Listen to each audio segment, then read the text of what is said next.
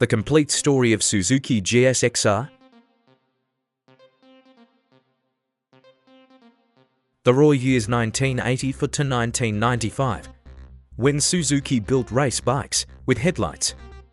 Before traction control, before ride modes, before electronics saved mistakes, there was the GSX-R. A motorcycle that didn't care if you were ready, only if you were brave. Why the GSX-R400 was created. In early 1980s, Japan, Suzuki was losing relevance in racing. Honda dominated endurance, Yamaha ruled two-stroke GP. Kawasaki focused on brute speed, Japan had strict licensing and insurance tiers. The 100cc was the maximum performance class for young riders. It was also the most competitive domestic racing category.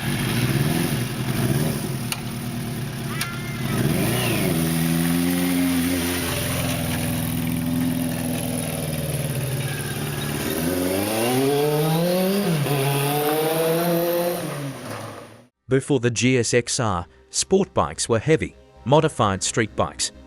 The model was based on the GS1000R racer and had rivals such as the Yamaha FZ400R and Honda CBR400R, which were 13 to 31 kilograms, 29 to 68 pounds heavier. It was very light with quick handling. Suzuki wanted something radically different, a lightweight, race replica superbike with winning performance right out of the box. 1984 GSX-R400, Japan only. First GSX-R ever made, a 398cc four-cylinder sport bike. Engine origins, 398cc inline-4. DOHC, 16-valve, air, oil-cooled early Suzuki oil cooling experiments. Redline over 14,000 revolutions per minute. Output, approximately 53 PS, Japanese limit. Engine philosophy, not derived from commuter GS models. Designed specifically for high-rev racing. Borrowed valvetrain concepts from Suzuki endurance races. Chassis and weight, aluminum box section frame, rare in the 100cc class. Dry weight around 150 kilograms. This was absurdly light for 1984. Suzuki's internal rule, weight is the enemy before horsepower. This thinking becomes the GSX-R DNA forever. Colors 1984, Suzuki Racing blue and white. Silver with blue accents, black Japan only. No special editions yet. This was the experiment. What riders, YouTubers, mechanics and experienced riders said. It felt like a miniature endurance racer. You didn't ride it lazily, it demanded aggression. Front end, praised for surgical precision. Weak low RPM torque, but explosive top end. It made average riders feel like racers and scared bad riders. YouTubers, universally called the forgotten GSX-R hero. Praised for purity and mechanical feel. Criticized for harsh suspension on street. Peaky power band, common quote, "This is where Suzuki learned how to build dangerous motorcycles." Mechanics know the truth. Pros, overbuilt crank, strong gearbox. Simple carburation, comms, oil cooling sensitive to neglect. Valve clearances drift if revved hard. Aging electrical connectors today, mechanic verdict. Maintained properly, it survives abuse. Neglected, it eats itself. Pros, race-derived chassis, razor-sharp handling, unmatched in class. Reliable high RPM motor, ultralight cons. Limited torque, weak at streets torque, Japan-only availability. Stiff ride, expensive for its time. Riders said, feels like a scaled-down race bike. YouTubers today, this is where Suzuki learned how to build the GSX-R. 1985, GSX-R400 evolution begins. Suzuki immediately learned from racers what changed in 1985. Revised cam profiles, improved oil cooling passages. Stronger clutch basket. Suspension revalving, the reason. Early racers overheated engines in endurance events. 1985 colors, blue, white refined graphics. Red, white very rare, black, silver. Riders' feedback 1985. More forgiving at the limit, still punishes lazy riding. Better mid-corner stability, mechanic notes. Cooling reliability improved, carb sync more stable. Still hates low-quality oil. 1986 GSX-R 400 Motors. This is when Suzuki realized what they had created. New upgrades, revised frame gusseting, slightly thicker swing arm, brake caliper improvements, carb jetting refined. This year directly influenced the GSX-R750 design. 1986 colors. Factory race blue white, pearl white, red striping. Dark metallic grey, Japan only. Community, riders. This was the sweet spot of the early 400s, YouTubers. You can feel the GSX-R750's soul being born here. Mechanics, if you want to own one, by 1986.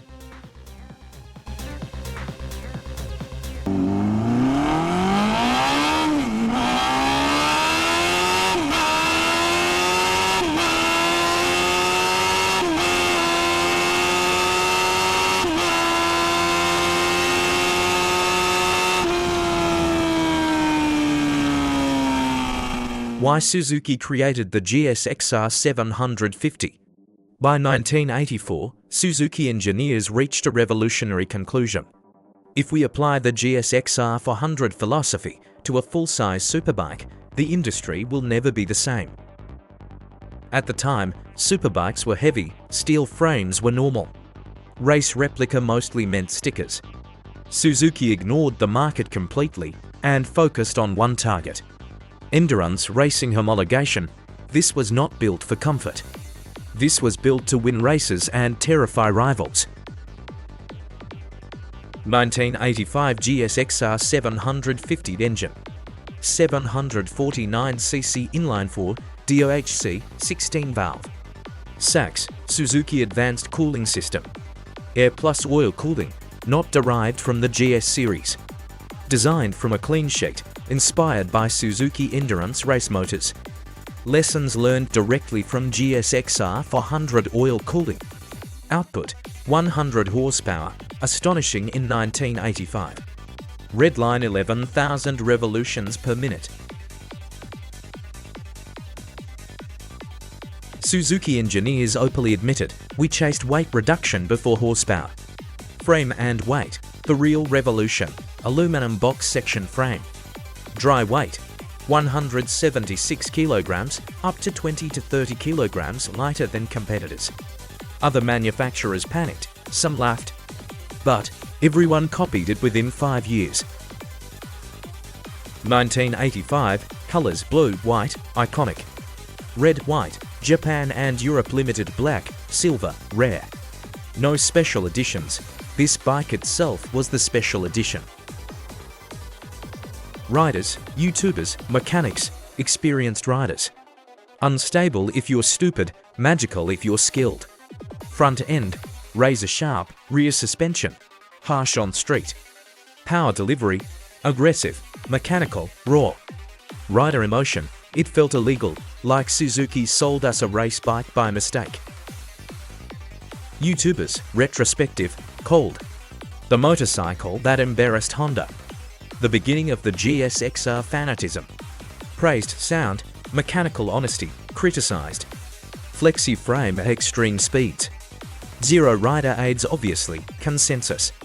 This bike doesn't care if you're ready. Mechanics, the truth, pros. Extremely strong bottom and oil cooling works if maintained. Simple electrics, comms frame flex at racing speeds. Oil starvation if run low. Weak charging system, mechanic quote. It'll outlive you if you respect oil changes. Pros, revolutionary weight. Race-bred engine, pure mechanical feel. Cons, harsh ride. Demand skilled rider, zero forgiveness. 1986, GSX-R750 gets stronger. Suzuki listened a little, new upgrades. Revised oil cooling passages. Improved clutch, stiffer frame sections. Suspension updates. The reason: early endurance races exposed heat and flex issues. 1986 colors: blue, white, updated graphics. Red, white, black, silver, red, black, Japanese domestic model. Rider feedback: more stable at high speed. Still brutal, but better braking confidence. Mechanic notes: improved reliability. Still sensitive to oil neglect, cooling now acceptable for street use.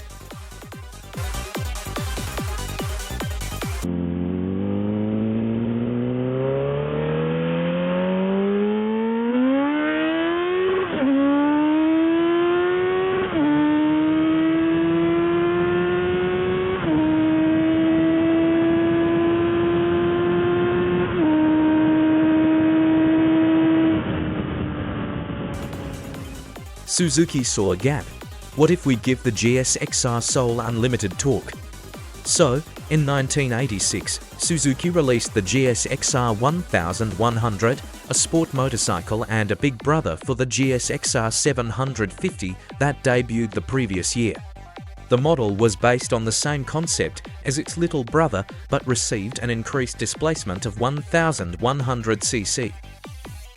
The engine fitted on the bike featured an advanced Suzuki Advanced Cooling System SAX, which sprayed 20 litres of oil per minute onto the cylinder heads. It was 22% lighter than an air-cooled engine and combined with the frame that was designed based on computer analytics, which weight was reduced by 25%. Compared to the previous model, the bike developed a tremendous power-to-weight ratio. The displacement of 1050 cc, 4-stroke, 4-cylinder oil-cooled engine had power output of 130 horsepower, with a peak at 9,500 revolutions per minute and 101 Nm 70 for pounds Ft of torque available at 8,500 revolutions per minute. A 5-speed manual transmission and dry weight of 197 kilograms for 130 for pounds. The bike reached a top speed of 249 kph 155 miles per hour. For suspension, the model packed a 41mm telescopic fork on the front and a full floater monoshock on the rear, while the brakes were double front 310mm discs with 4-piston calipers and a 220mm rear disc. Engine: 1050 cc inline-4. SAX cooling, massive torque output. 130 horsepower, insane for 1986. This engine was not a Board 750. It was a purpose-built monster chassis, similar aluminum frame. Longer wheelbase, beefier swing arm. 1986 GSX-R 1100 colors: blue, white, red, white, black, silver. Riders said, fast in any gear, wheelies without trying. Scary but addictive, YouTubers said. This was Suzuki flexing, a straight-line missile with a license plate. Mechanics said, strong engines. Clutch wear common, heat management critical. Pros: unreal torque. Surprisingly light, dominant on highways. Cons: eats rear tires. Brakes overwhelmed when pushed, intimidating for many riders. 1987, the GSX-R legend is confirmed. This is the year Suzuki stops experimenting and starts dominating. GSX-R750 changes, revised cam timing, stiffer swing arm, brake upgrades. Minor weight tweaks, GSX-R 1100 changes. Improved oil cooler. Stronger transmission components, revised carb jetting. 1987 colors, both models. Classic blue, white, red, white, black, silver. Community, riders. Pick slab side balance, YouTubers. The best early GSX-R to actually ride. Mechanics, if maintained, nearly bulletproof. 1987 Suzuki GSX-R750. It was based directly on Suzuki's endurance race machines. It featured a 749cc oil-cooled engine, around 100 horsepower, dry weight of 179 kilograms, 395 pounds. Suzuki called the cooling system SCS Suzuki Advanced Cooling System, using oil and air instead of water to save weight. The result, a bike that felt raw, mechanical, and brutally connected to the road. The riding position was extreme, the suspension was stiff, and the exhaust note was unmistakable. This wasn't a beginner bike, this was a track weapon with license plates. 1987 Suzuki GSX-R1100. The big brother took everything from the 750 and turned it up to 11. Under the fairing sat a massive 1050cc oil-cooled engine, producing around 130 horsepower, an insane number for the time. What shocked riders most wasn't just the speed. It was how stable and planted the bike felt at high speeds. Suzuki reinforced the frame, upgraded the brakes, and widened the rear tire to handle the power. This bike could dominate highways and racetracks. In 1987, the GSX-R1100 was one of the fastest production motorcycles on Earth. 750 vs 1100, which was better? The answer depends on the rider. The 750 was sharper, lighter, and more agile. It was the racer's choice. The 1100 was a torque monster, built for high-speed domination. It was the king of straight-line speed. Both demanded respect, both rewarded skill. By this year, rivals were copying Suzuki. Racing grids were changing. The GSXR name meant danger, speed, and experience. The industry strikes back. By 1988, the motorcycle world had changed because of Suzuki. Honda rushed aluminum frames, Yamaha chased weight reduction. Kawasaki chased raw power. Suzuki's response was simple. We're not slowing down. This year is about refinement through aggression. 1988 GSX-R750, the slingshot arrives. Engine upgrades, very important year. Same 749cc, Sachs engine. New Mikuni BST36SS, slingshot carburetors. Revised cam profiles, improved throttle response. Power slightly increased, but delivery transformed. Why slingshot carbs? Faster air velocity gives sharper throttle, gives race advantage. This tech came directly from racing development. Chassis and handling, stiffer frame. Revised steering geometry, improved swing arm rigidity. This was Suzuki fixing real racer complaints, not marketing issues. Colors blue-white, updated block graphics. Red-white, black-silver. Riders, instant throttle response. Much easier to ride fast, front-end confidence improved dramatically.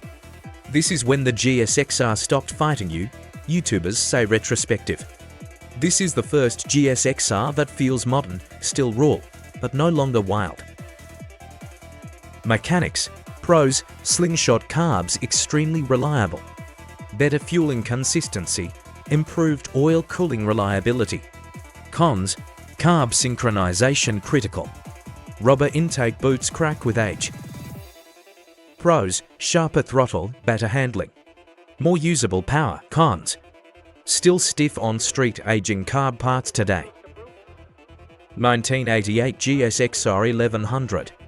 Torque weapon refined, engine changes. Slingshot carbs added. Improved oil cooling, smoother power curve. Torque became less violent, more controlled. 1988 colors, blue-white. Red-white, black-silver. Riders said, still terrifying, but now predictable. Pulls like a freight train. Mechanics said, engines extremely durable. Transmission improved, still heavy on clutches. 1989 GSX-R750 balance year. Suzuki focused on chassis harmony, 1989 upgrades. Revised suspension internals, improved brakes. Minor frame strengthening, why? Riders pushed harder than Suzuki expected. 1989 colors. Blue-white, red-white, black-silver. Limited grey tones, market specific. Riders' feedback, Best handling slab side. Confidence inspiring at high speed. Often recommended as the best early GSXR to own. Balanced power and control. Mechanic notes. Strong reliability year. Minimal known weak points. Aging suspension now needs rebuilds. Pros. Peak slab side handling. Mature engine tuning. Cons. Still physically demanding. Heat in traffic. 1989 GSX-R 1100 muscle with manners. Changes. Suspension refinement. Carb tuning changes. Improved brake feel. This year made the 1100 rideable, not just fast. Rider comments. Still massive torque. More confidence mid-quarter. Mechanic. Extremely long-lived engines. Cooling improvements effective. By 1990, Suzuki had refined the design. It looked similar externally to the late 80s models, but underneath was a substantially upgraded machine. This year's bike sits toward the end of the air oil-cooled era, just before Suzuki moved to water-cooled engines in the early 90s.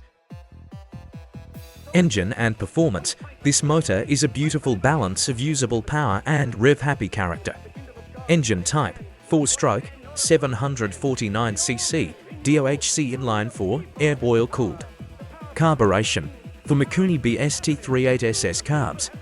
Transmission, 6-speed gearbox. Horsepower, 76 horsepower at 9,500 revolutions per minute, European, standard spec. Torque, 49 pounds-ft 67 Nm at 7,000 revolutions per minute. It's not about raw numbers, it's that the power comes on smoothly and with a thrilling mid to high RPM rush that keeps you engaged. Note, some sources cite approximately 115 horsepower for special editions or performance variants like that or markets with different tuning, but the standard 1990 spec sits around the figure above. Chassis, suspension and handling. This is where the GSX-R750 really earns its reputation. Frame, aluminum alloy sportbike frame, lightweight and rigid. Front suspension, inverted fork, first year as standard on many markets. US units often kept conventional forks until 1991.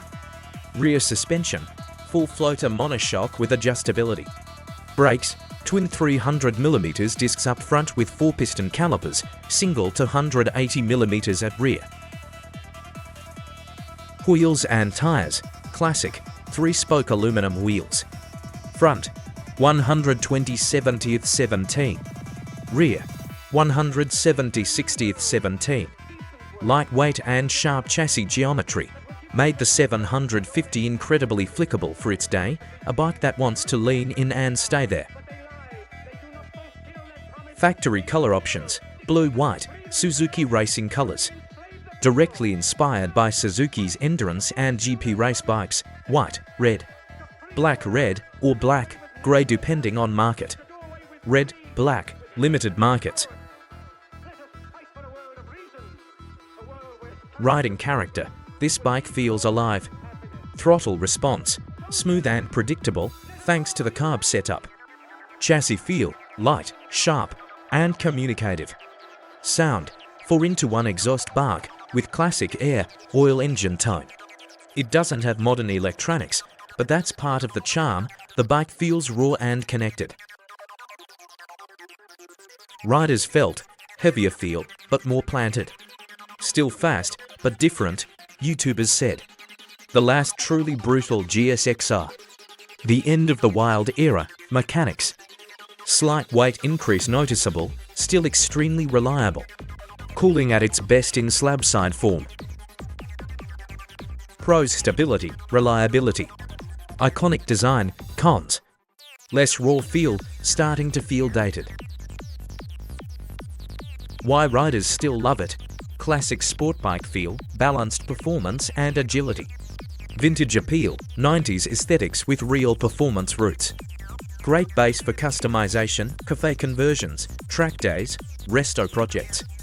Collectible era machine, a key chapter in Suzuki's racing-inspired street bikes. Common upgrades, tuning, optional segment for V-roll. Aftermarket exhaust, lighter, deeper tone. Suspension upgrades, modern fork shock. Brake improvements, modern pads, lines. Rejetting carbs for specific climates, conditions.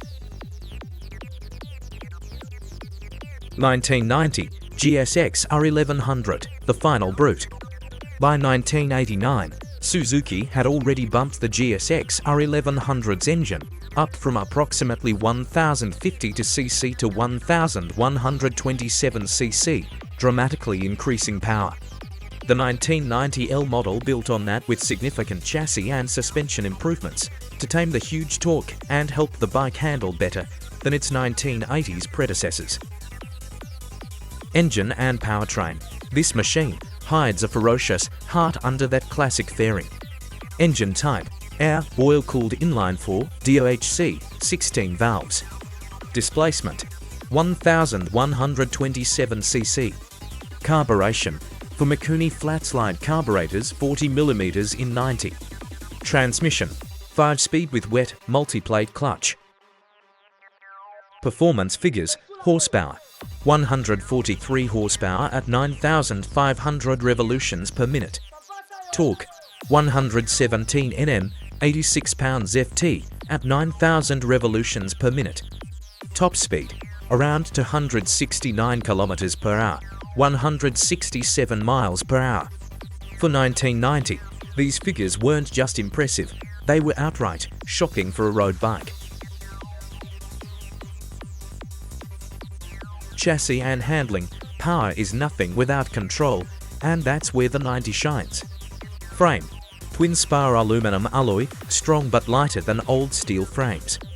Wheelbase: slightly extended compared to 89 for high-speed stability. Front suspension: inverted show-off forks, huge upgrade in feedback. Rear: full floater monoshock with progressive linkage. Tires and brakes: 17-inch front, rear wheels with performance rubber. Dual 310mm front discs with 4-piston calipers, single disc at rear. Those inverted forks and wider rear rubber were big steps forward, giving the bike not just straight-line speed, but actual confidence into corners. Styling and presence: this isn't some stripped-down racer, it's got that perfect mix of aggression and poise. Even today, the GSX-R1100's design turns heads. Full fairing with dual round headlights. Classic two-tone paint options were popular. 3-spoke wheels set it apart visually. What said the community? Unmatched acceleration. A legend before electronics, mechanics. These engines refuse to die. This is peak air, oil-cooled torque dominance. By 1990, GSXR ruled racetracks. Rivals were catching up. Suzuki prepared for a total redesign. 1991 to 1995, refinement, weight, and the GSXR identity crisis. The world catches up. By 1991, Suzuki faced a problem they created themselves. Everyone now had aluminum frames. Everyone chased lighter weight. Racing regulations tightened. Customers demanded comfort, not just lap times. Suzuki's internal debate: do we stay dangerous or do we survive? 1991 Suzuki GSX-R750, overview and significance. It was part of the third generation 1988 to 1991 of the GSX-R750 lineup. It's notable because it was the last year of Suzuki's legendary oil-cooled Sax engine, before the switch to water cooling in 1992 in most markets.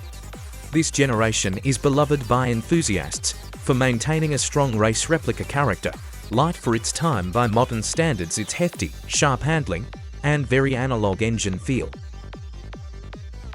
Engine and performance: engine type: 749cc air, oil-cooled inline for Sax, DOHC, 16 valves.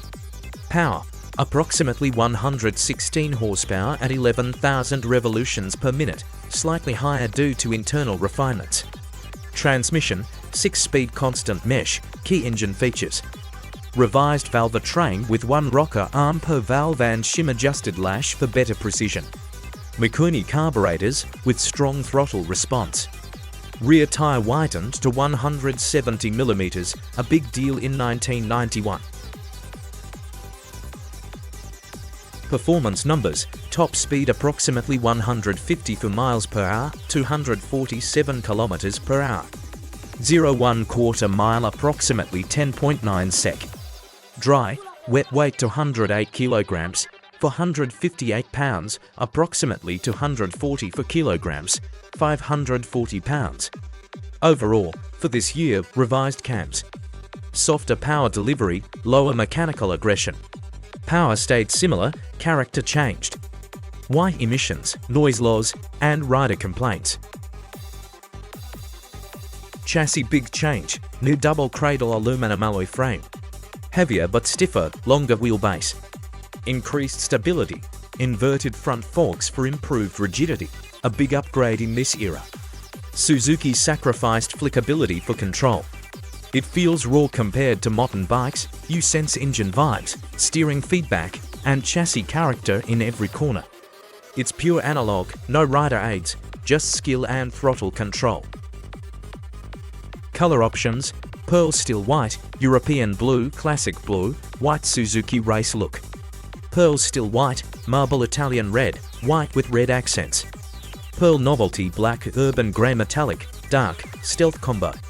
In some markets, there is a black, silver, purple variation. Design and changes versus earlier models, 1991 versus 1990. Redesigned fairing with slanted nose and faired-in headlights for aerodynamics. Larger seat and twin tail lamp design at the rear. White needle gauges replace amber. Weight increased approximately 15 kilograms compared to 1990. This evolution made the 91 slightly more mature visually, but heavier, a common theme for sport bikes of that era. Riders, YouTubers, riders' impressions. More confidence, less adrenaline. Easier to ride fast, old fans missed the violence. It stopped trying to kill you, YouTubers. This is where the GSX-R becomes grown up, less soul, more speed. Mechanics know, pros: improved durability. Better cooling stability, less oil sensitivity. Cons: weight noticeable, still carb-dependent tuning. My verdict: pros: stability, reliability. Friendlier power band. Cons: heavier, less raw GSXR feel. 1991 GSX-R 1100, controlled monster.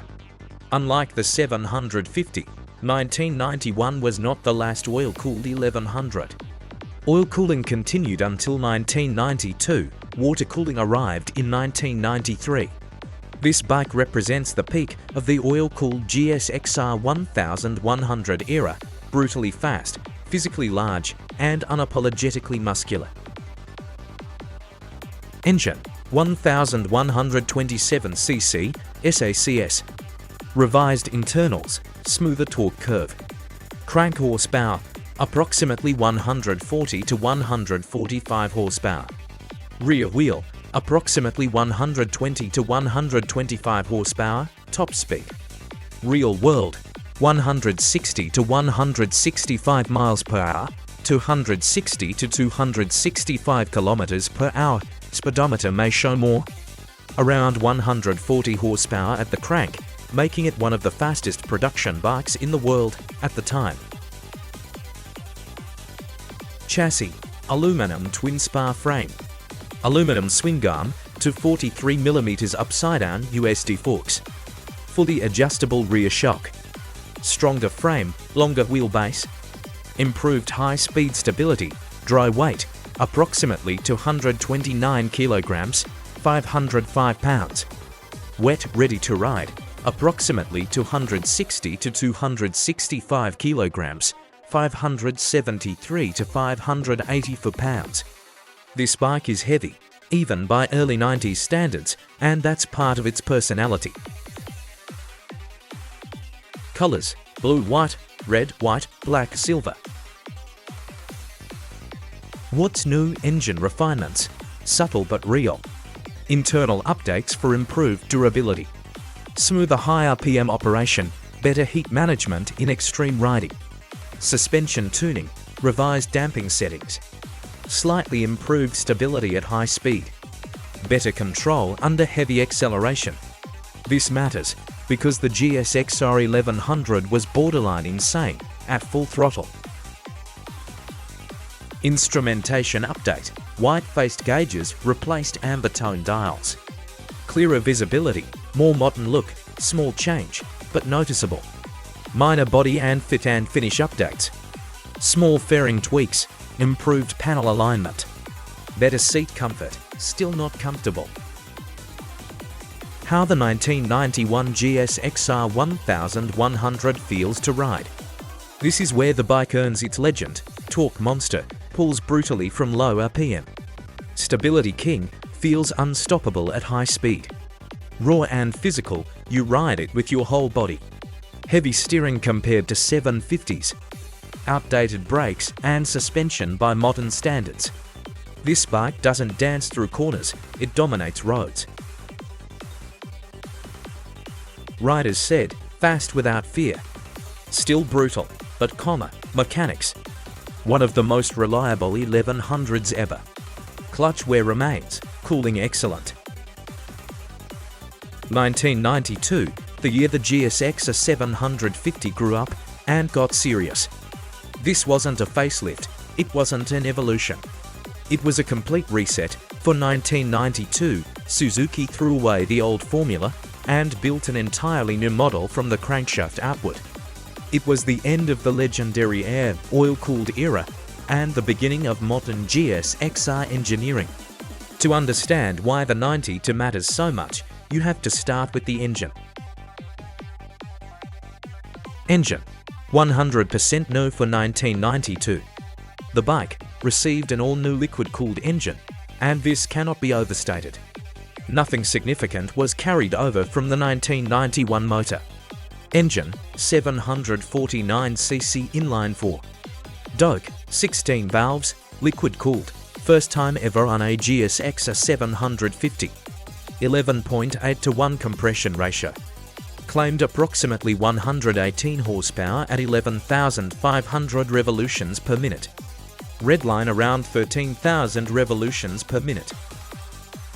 Suzuki abandoned the long-serving SACS, Suzuki Advanced Cooling System, because racing and emissions demands were pushing the oil-cooled design beyond its limits.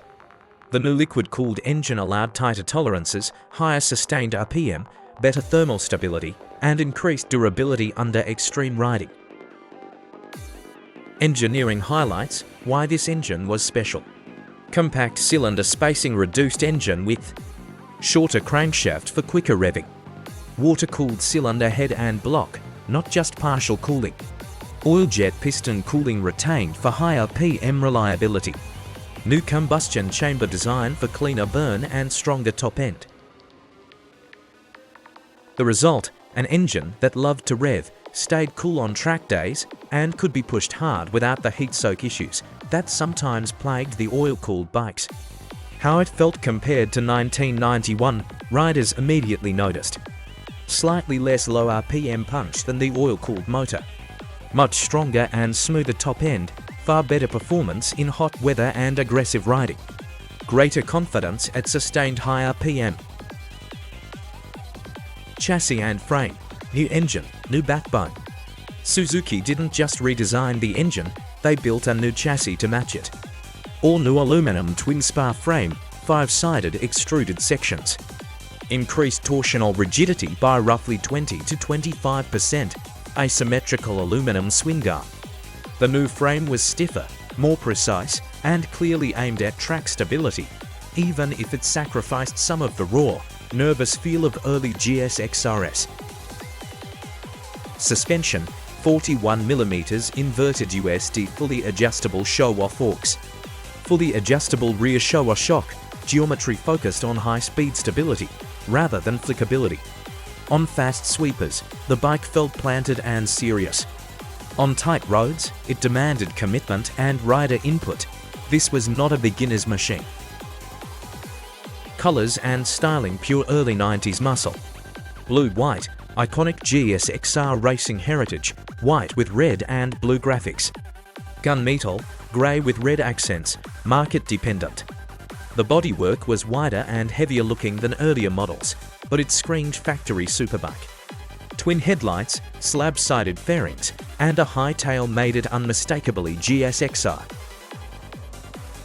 What riders and mechanics said, real-world experience, riders, what they loved. Rock-solid stability at speed, confidence on track. Smooth, screaming top-end power. True race replica feel, what they criticized. Heavier feel than earlier GSXRs, needs revs, not forgiving below 5,000 revolutions per minute. Demands suspension setup to shine, many riders said. The 90 bike feels more serious and less playful than the old oil-cooled bikes, but far more capable when ridden hard. Mechanics, strong bottom end, better cooling equals longer engine life. Valve train more reliable at high RPM, cooling system added complexity, but improved longevity. Well-maintained engines regularly exceed high mileage without internal failure. Mechanics praised the new engine for being more tolerant of abuse, especially during racing or extended high-speed runs, exactly what GSXRs were built for. But weight increased again. Compared to the competition, early 90s. VS Kawasaki ZX-R750, ZXR, better mid-range, slightly more comfortable. GSXR, more top-end power, racier feel. VS Yamaha YZF-750, Yamaha, smoother, more refined. Suzuki, raw, more aggressive, versus Honda CBR900RR Fireblade 1992. Fireblade was lighter and more versatile. GSXR felt more like a true race machine. 750 versus 900 debate changed the sport forever. Pros and cons. Pros, all-new liquid-cooled engine. Track-ready chassis. Legendary GSXR character. Excellent high RPM reliability, bulletproof engines. Stability and durability. Cons, heavier than earlier GSXRs. Less street-friendly torque, demands experienced rider. Suspension now feels dated. Weight hurts track agility, lost edge. 1992 Suzuki GSX-R1100, refinement of the brute. By 1992, the bike was no longer the shock to the system Street Fighter it had been in the late 80s. Instead, Suzuki had turned it into something more deliberate, a brutally fast, mechanically sophisticated, open-class sport bike that valued stability and real-world speed over shock value. Compared to 1991, the changes were subtle, but they mattered. This was a year of engineering polish, not revolution.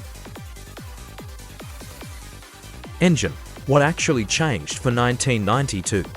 Core architecture, unchanged but refined, specific year, refinements. Suzuki, revised internal tolerances and balancing, continuing a trend begun in 1991, the goal wasn't more peak power, but smoother high RPM operation and improved durability at sustained speeds. Power output remained roughly 145 horsepower at the crank. Torque stayed in the 110 to 112 Nm range. Redline stayed just over 10,000 revolutions per minute. What riders noticed wasn't a higher number on paper, it was that the engine felt less coarse, above 8,000 revolutions per minute, pulling harder and cleaner through the top third of the tank, without the mechanical thrash earlier GSXRs were known for. This motor was still massive, still intimidating, but now more controlled. Carburation, still not fuel injection. The model ran 40mm Mikuni BST constant velocity carburetors, same basic setup as before, but with updated jetting and throttle response calibration. Throttle pickup in 1992 was marginally cleaner at small openings, especially noticeable mid-corner. It was still a heavy crankshaft motor with huge flywheel effect, but less prone to abruptness than earlier iterations. For mechanics, it was a known quantity, reliable, easy to synchronize. High RPM behavior, this was still not a rev bike, but made its authority felt from 4,000 revolutions per minute upward, with a relentless surge, rather than a top-end rush. But in 1992, vibration was reduced at sustained high speeds. Oil cooling proved extremely effective for long, fast runs. The motor tolerated abuse better than most liquid-cooled rivals of the time. This was an engine built for autobahn speeds and endurance, not short-track theatrics. Chassis and geometry. Frame. It used Suzuki's aluminum twin-spar frame, refined from earlier slab-sided designs. Compared to the early 90s competition, it was extremely stiff laterally, less communicative than lighter bikes. Exceptionally stable at speed. Geometry. Wheelbase 1,465 mm. Rake 24 degrees trail 99 mm. Geometry tells the whole story. Stability first. Suspension. Fully adjustable suspension front and rear remained, with minor damping revisions to better control the bike's considerable mass. Weight. Dry weight approx.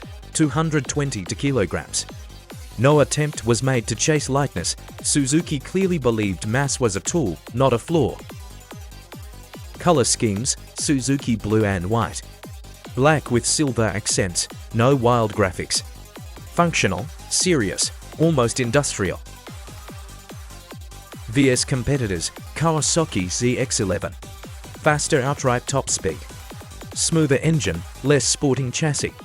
The GSX-R felt sharper and more track-capable. Yamaha FZR1000, lighter feel. More precise steering, less torque. The Yamaha handled better, the Suzuki overwhelmed with brute force. Honda CBR 900RR, new in 1992. Dramatically lighter, far more agile, less stable at extreme speed. The CBR rewrote the rules, the GSX-R ignored them. Ducati 851 888s. Superior chassis feedback, race-bred feel. Nowhere near the GSX-R's straight-line speed, different philosophies entirely.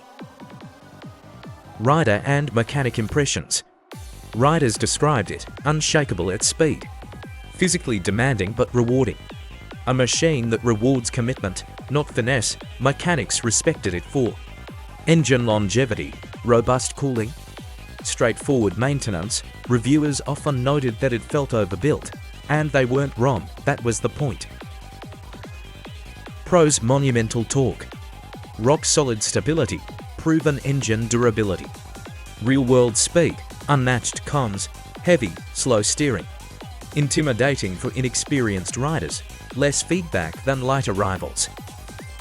Verdict. Suzuki refined the bike's big-bore character with smoother power and improved high-speed stability.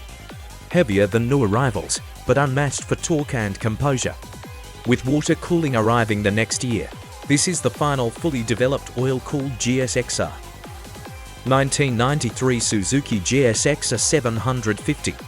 Refinement of a revolution when the liquid-cooled GSX-R found its balance. It's the second year of Suzuki's all-new liquid-cooled GSX-R platform.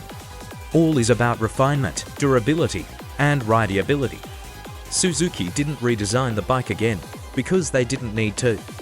Instead, they focused on polishing the engine, smoothing power delivery, and improving chassis behavior, turning the raw 1992 machine into a more complete supersport weapon. Engine. Same architecture, smarter execution. The core engine design introduced in 1990 carries over, but 1993 is where Suzuki began to truly understand the new motor. Upgrades, weight reduction efforts. Revised suspension, improved carb tuning. Better front-end feel. Suzuki tried to regain character. What changed for 1993? Engine focus. While Suzuki didn't advertise dramatic updates, experienced riders and mechanics noticed several refinements. Carburation and throttle response, revised Mikuni BSD-36 carburetor calibration, improved fuel metering at low and mid-throttle, smoother transition from mid-range to top-end. The 1990 bike could feel abrupt below 5,000 revolutions per minute. The 1993 engine is cleaner, smoother, and easier to control, especially on corner exit. Ignition and internal reliability tweaks, updated ignition mapping, minor internal durability improvements, oil flow and cooling management refinements, better tolerance for sustained higher PM use. Mechanics often describe the 1993 motor as the same engine, just happier doing hard miles. The result is a bike that still screams at the top, but feels less nervous and less demanding. Power delivery, still a screamer, now more civilized. The new GSX-R750 delivers power in a very distinct early 90s way. Soft below approximately 4,000 revolutions per minute, strong surge through the mid-range. Ferocious top-end rush past 9,000 revolutions per minute compared to 1992. Less jerky throttle, better drive out of corners. Easier to ride fast for long periods, it still rewards aggressive riding, but it no longer punishes small mistakes as harshly. Colors and styling. Visually, the bike stayed aggressive and unmistakably GSXR. Common factory color schemes: blue, white, Suzuki race heritage. White with blue and red graphics, black, dark grey with red accents, market dependent. Graphics were slightly updated, but the bodywork, twin headlights, and muscular fairing design remained unchanged. Rider and mechanic impressions. Loved, improved throttle smoothness. Strong, addictive top end, confidence at high speed. Serious track capability, criticized. Still heavy compared to rivals. Needs revs, not friendly in traffic, demands commitment. Many riders consider the 1993 model the better street bike compared to the more abrupt 1992.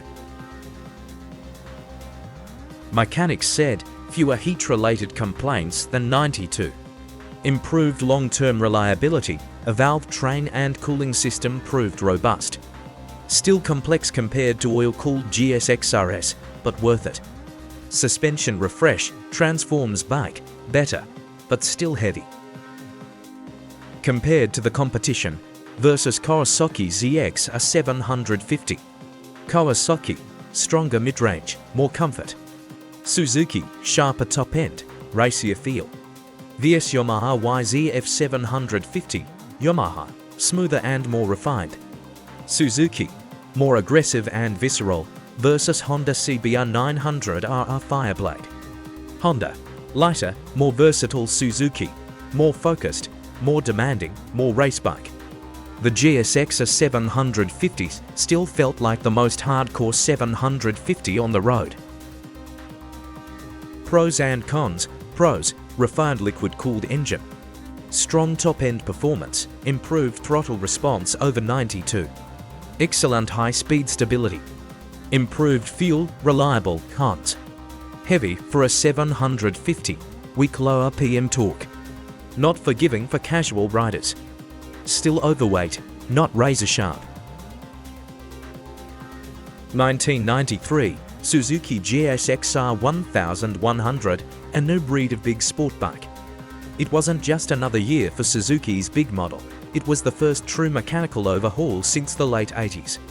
Suzuki threw out the old oil-cooled lump and chassis, grafting in a liquid-cooled, more compact engine and a radically reworked frame that redefined how this liter bike behaved. Engine and internal design. Engine, 1070 for cc, down from 1127 cc on the 92. Bore time stroke, 75.560 mm along the stroke relative to bore for stronger mid-range torque potential compared to the 90 to bore IR layout. Compression ratio, 11.2, 1 up from 10.0, 1 on the 92, aiding combustion efficiency. Cooling, liquid radiator plus oil cooler plus piston oil jets, a triple threat, over the old air oil SACS system. Carburation, 4 Mikuni BST for O carburetors, no fuel injection on the 1993 bike. Suzuki kept carbs for this year, with no SDTV or AQ-controlled throttle bodies yet. That engine felt more compact in the chassis. Suzuki moved it lower in the frame, dropping center of gravity and yielding better handling on fast roads and tracks. Design changes, such as a narrower included valve angle and shim underbucket valve actuation, mirrored the newer GSX-R750 architecture, but in a big block tune. Power and behavior. Peak crank output was claimed at 155 horsepower at 10,000 revolutions per minute and 115 Nm, 85 pounds-ft at 9,000 revolutions per minute. However, independent testing showed rear wheel horsepower nearly identical to the 1992 oil-cooled engine, illustrating that peak numbers didn't tell the whole story. The new engine delivered smoother mid-range flexible power rather than wild top-end spikes. Why Suzuki had to redesign it? The oil-cooled 1100 was reaching its limits. Excessive heat under sustained high load, thermal and emissions limits. Reliability concerns with ever-increasing power. Competitors had moved to liquid cooling. Liquid cooling allowed Suzuki to control combustion temperatures precisely, increase durability at high RPM, reduce thermal distortion, run tighter tolerances for smoother operation. Chassis and geometry. A new aluminum twin-spar frame debuted, offering higher torsional rigidity than before. Wheelbase increased to 1,485 mm, rake sharpened to 24.8, trail 100 mm. A new asymmetrical banana swing arm improved rigidity. Wet weight increased to 231 kg due to liquid cooling and frame mass. Fairing and ergonomics. Bodywork was revised to package the radiator and the new frame, but kept the dual headlight GSXR identity. Riding position remained aggressive with low clip-ons and high rear sets. Fuel tank capacity dropped slightly, aiding mass centralization. Aerodynamic changes were subtle rather than visually dramatic. Color options: pearl medium blue, pearl still white, pearl novelty black rouge red. North American market had slight variations. Some black, silver schemes existed too. Competition. Where the GSXR stood. Honda CBR 900RR far lighter and quicker steering. GSXR heavier and less agile, but stronger torque and high-speed stability. Yamaha FZR 1000 slightly exceeded the GSXR in dyno horsepower, stable, comfortable chassis. Suzuki stronger mid-range and brakes in aggressive riding. Kawasaki ZX-11. The ZX-11 dominated top-speed runs with its larger engine and ram air. The GSXR couldn't match its outright speed, but felt more compact, sharper, and more track-oriented. Ducati 888-916, exotic and expensive, thrilling, but not as powerful or as comfortable on long freeway blasts. Summary: the GSXR 1100 wasn't the lightest or fastest, but stayed competitive through usable power, strong braking, and real-world handling. Rider, mechanic, and reviewer impressions. Riders loved the torquey top end and extended power curve, even if the bike felt heavier than before year's model on slow-speed flicks. Mid-range punch from 4,000 to 8,000 revolutions per minute was strong. Mechanically, the switch to water cooling was both praised and grumbled about. Praised for improved thermal stability and longevity. Grumbled about for added complexity over the simple Sachs design. Carburetor tuning was still a job, and tight clearances demanded respect. Reviewer magazine tests from the era noted the bike deceptively fast, acceleration feels linear rather than snappy. Praised the upgraded brakes and chassis rigidity. Criticism: vibration at the top end and heavier curb weight were the biggest criticisms. Pros and cons. Pros: liquid-cooled motor with higher claimed peak power and better heat control. Stiffer, more modern chassis with stronger brakes and improved geometry. Aerodynamics and high-speed stability improved. Classic Mikuni carb feel that many enthusiasts still love. Cons: larger weight gain over 92, making slow-speed riding more work. Power gains on the street weren't as dramatic as claimed. Real-world dynos showed parity with 92 in some tests. Carburetors still needed synchronization, no sophistication. Verdict: Suzuki didn't just revise the GSXR1100, they reimagined it. The shift to liquid cooling and a new frame architecture moved the bike toward true liter-class performance. It didn't magically leap ahead of its rivals in every category, and the weight penalty held it back in tight sections. But as a high-speed weapon with a brutal top end and real stability, it was a statement machine. For riders and enthusiasts, the new bike felt like the future arriving. Raw, powerful, and unapologetically big, even if it was no longer the featherlight screamer of the late 80s. 1994 Suzuki GSX-R750, lightness and precision. When 1992 brought Suzuki's water-cooled GSX-R750 into the liter-class fight, it marked a seismic shift from the old Sax era. By 1994, engineers went back into the details, shaving weight, stiffening chassis bits, and refining intake, transmission, brakes, and suspension. The result was a 750 that felt purpose-bred, deceptively faster and much sharper than its predecessor. Engine: what stayed, what changed? The heart of the 1994 model was still the liquid-cooled DOHC 16-valve inline-4 introduced in 1992. Suzuki did not add fuel injection, it stayed with four 40mm Mikuni TRM carburetors, traditional cable throttles and transistorized ignition, meaning no SDTV or FE control, just classic slide response and carb tuning to manage. Fuel delivery, spark timing and basic layout remained familiar. But the entire engine underwent a lightweight-focused revision. Internals were machined and hollowed where possible, hollow transmission shafts, drilled gears, magnesium engine covers and lighter rods to drop rotating mass and improve throttle response. The net result: peak power figures were slightly lower on paper than the 1993 Cycle World claim, generally around 112 horsepower at 10,500 revolutions per minute. But the power-to-weight ratio improved thanks to the significant reduction in overall mass. Torque figures remained in the usual high-revving sweet spot for the 750 class. Bottom line: mechanics and experienced riders felt the 94 engine was lighter feeling and quicker to rev through the mid-range to the limiter, despite static peak numbers. Chassis and geometry refinement. For this year, company retained the aluminum twin spar double cradle frame architecture introduced in 1992. Almost every element saw lightening and stiffening. Suzuki engineers strategically added bracing in key areas and trimmed material where torsional rigidity allowed, resulting in a structure that felt more planted, yet less inert on direction changes. Dry weight dropped to 199 kilograms for 138 pounds, roughly 9 kilograms lighter than before.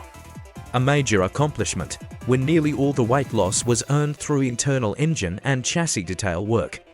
Geometry remained in the supersport sweet spot with a wheelbase 1,440mm, a sporty but stable 20/0.5 rake, and trail right in the performance zone, giving the bike crisp turn-in with confidence at speed. Overall, what was new versus 1993? Engine and weight. Revised engine internals, hollow shafts, drilled gears, magnesium covers, significantly lighter rotating mass.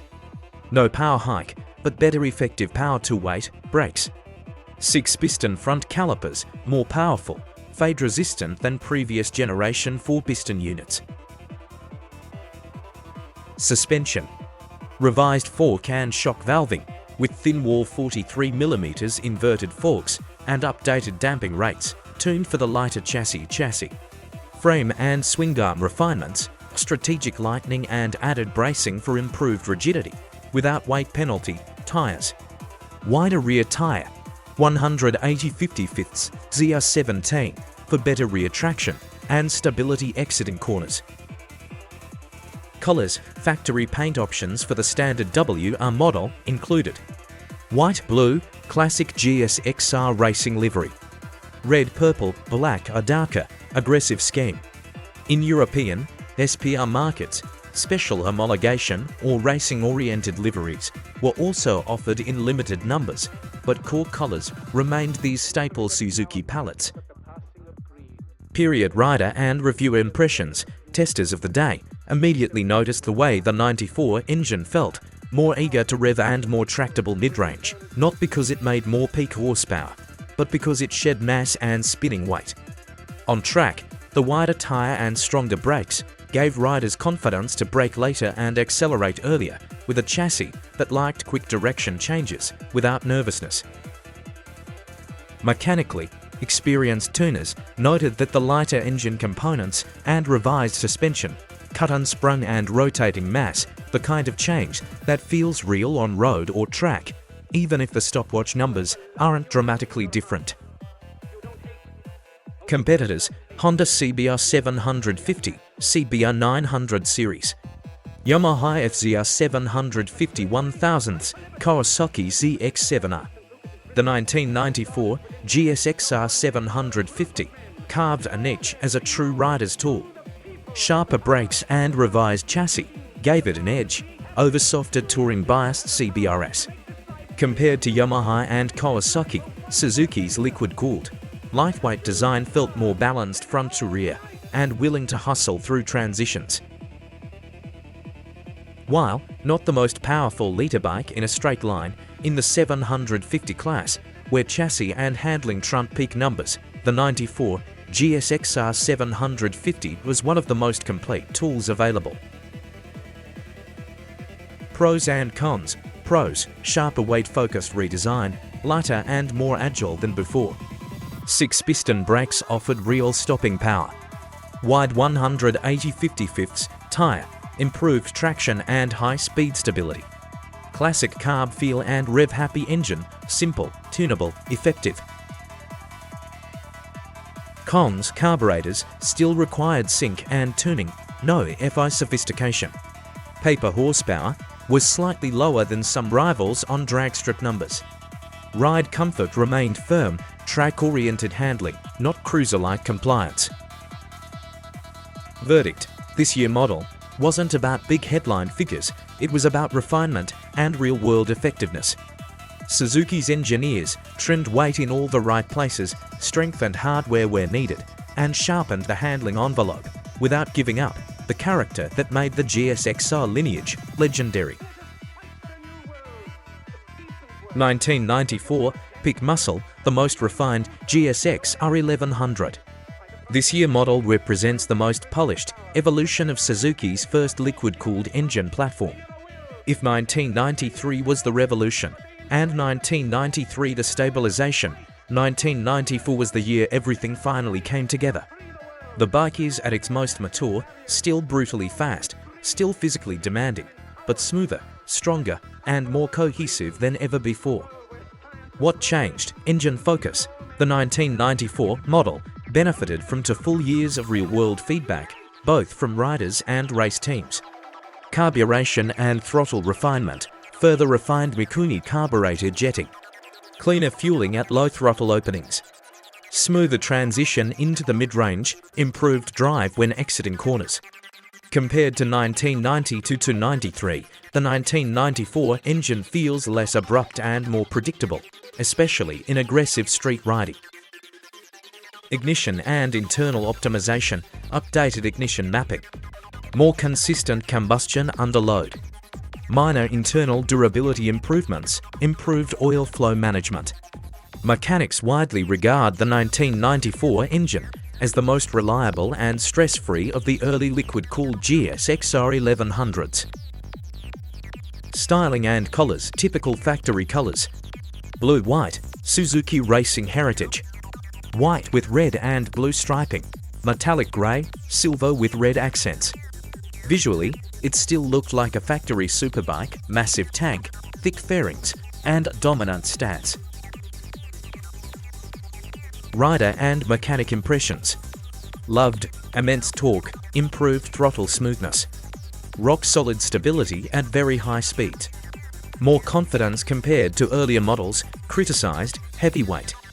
Physically demanding in tight riding, not forgiving of mistakes. Many experienced riders consider the 1990 Ford GSX-R1100 the best overall version of the early liquid-cooled 1100s. Mechanics said, strong bottom end, excellent cooling efficiency, improved long-term reliability, fewer stress-related issues than before. Well-maintained engines regularly achieve high mileage without internal failures. Compared to the competition versus Kawasaki's DX11. Kawasaki, higher outright top speed.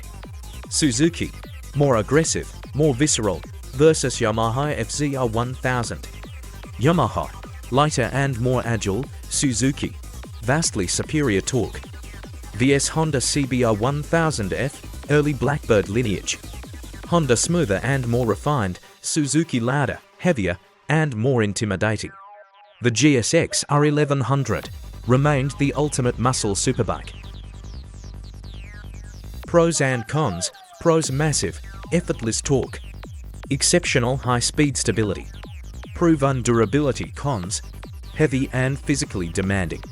Not agile in tight corners, requires experienced rider. 1995 Suzuki GSX-R750. The last of the old school, peak development before the SRAD era. It is the final evolution of Suzuki's first liquid-cooled platform and the last GSX-R750 built before Suzuki would completely reinvent the model with the ultralight shroud concept in 1996. This year, Suzuki applying everything it had learned over 4 seasons of real-world riding and racing. What changed? Engine and performance focus. Suzuki didn't chase more horsepower, they chased control, response, and reliability. Carburation and throttle perfection, final generation Mikuni BST carburetor revisions. Cleanest fueling of the entire pre-shroud series. Smooth, predictable throttle at small openings, stronger, more usable mid-range. Compared to earlier models, less hesitation, less abruptness. Better drive out of corners. Many riders say the engine feels stronger, even though peak output is unchanged. Styling and colors. Typical factory color schemes. Blue-white, classic Suzuki racing colors, white with blue and red striping. Black, dark gray with red accents, market dependent. This was the last time the GSX-R750 wore this muscular, wide-bodied early 90s design. Rider and mechanic impressions. Loved. Best rideability of pre-SRAD, GSX-R750s. Improved mid-range response, excellent track stability. Strong confidence at speed, criticized. Still heavy compared to upcoming SRAD. Weak low RPM torque, demands an experienced hand. Many riders consider 1995 the best all-around model of the early liquid-cooled era. Mechanics said, strong, proven engine. Excellent cooling efficiency, long service life when maintained. Extremely durable, easy to maintain. Parts availability strong. Compared to the competition versus Kawasaki ZX-R750. Kawasaki, stronger mid-range, more comfort. Suzuki, sharper top end, more race-focused. vs Yamaha YZF-750R, Yamaha, smoother, more refined. Suzuki, raw, more aggressive, versus Honda CBR900RR Fireblade. Honda, lighter and more versatile. Suzuki, more focused, more demanding. The GSX-R750 remained the most hardcore 750 Supersport available, even as rivals chased usability.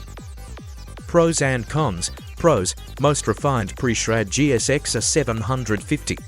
Clean, predictable throttle response, excellent high-speed stability. Proven long-term reliability. Cons: heavy, compared to SRAD successor. Weak low RPM torque, requires experienced rider. Final verdict: this year model is the perfect closing chapter for Suzuki's first liquid-cooled GSX-R generation. Fast, stable, reliable. This is the GSX-R750 at its most complete, before the sport changed forever. For riders who want old-school GSXR character with modern reliability, the 1995 model is a true sweet spot and one of the most underrated GSXRs ever built. But by 1995, GSXR had lost its edge, fans complained. Rivals were faster, lighter, sharper. Suzuki's answer would change everything. 1995 Suzuki GSX-R1100. This is the year Suzuki took the legend and made it more balanced, more usable, and more lovable without losing its raw character. It is widely regarded, among owners and magazines, as the sweet spot of the water-cooled GSX-R1100 line. In 1995, Suzuki finally made meaningful chassis, design, and weight optimizations. Riders noticed a real difference in rideability and mid-range performance. Mechanical and chassis improvements, weight reduction. Dry weight was trimmed to 221 kilograms for 187 pounds, lighter than earlier liquid-cooled models. Stronger forks, upgraded 43mm USD front forks, improved rigidity and front-end feedback compared to 41mm units. Braced swing arm. A race-style braced swing arm replaced the older banana design, stiffening the rear and giving better cornering response. Improved torque curve. Suzuki revised ignition timing and cam profiles to bring better mid-range pull, which riders felt on the road as more usable thrust. Aerodynamic changes. Narrower frontal area, smaller fairing, and integrated twin headlights improved airflow and reduced drag. Styling and colors. Visually, the 1995 GSX-R1100 remained bold and muscular, with final year graphics. Typical factory color schemes: blue, white, Suzuki racing heritage. Pearl novelty black, rouge red, light purple metallic, pearl novelty black.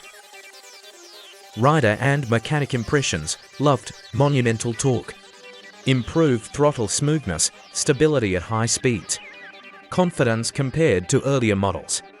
Easy to live with, better touring ability. Fuel economy. Surprise, long-distance riders noted, over 45 mpg.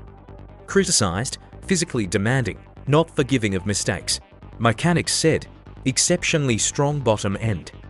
Excellent cooling efficiency. Engines last a very long time when serviced correctly. This is the end of big oil-cooled development. Pros and cons. Pros: massive, effortless torque.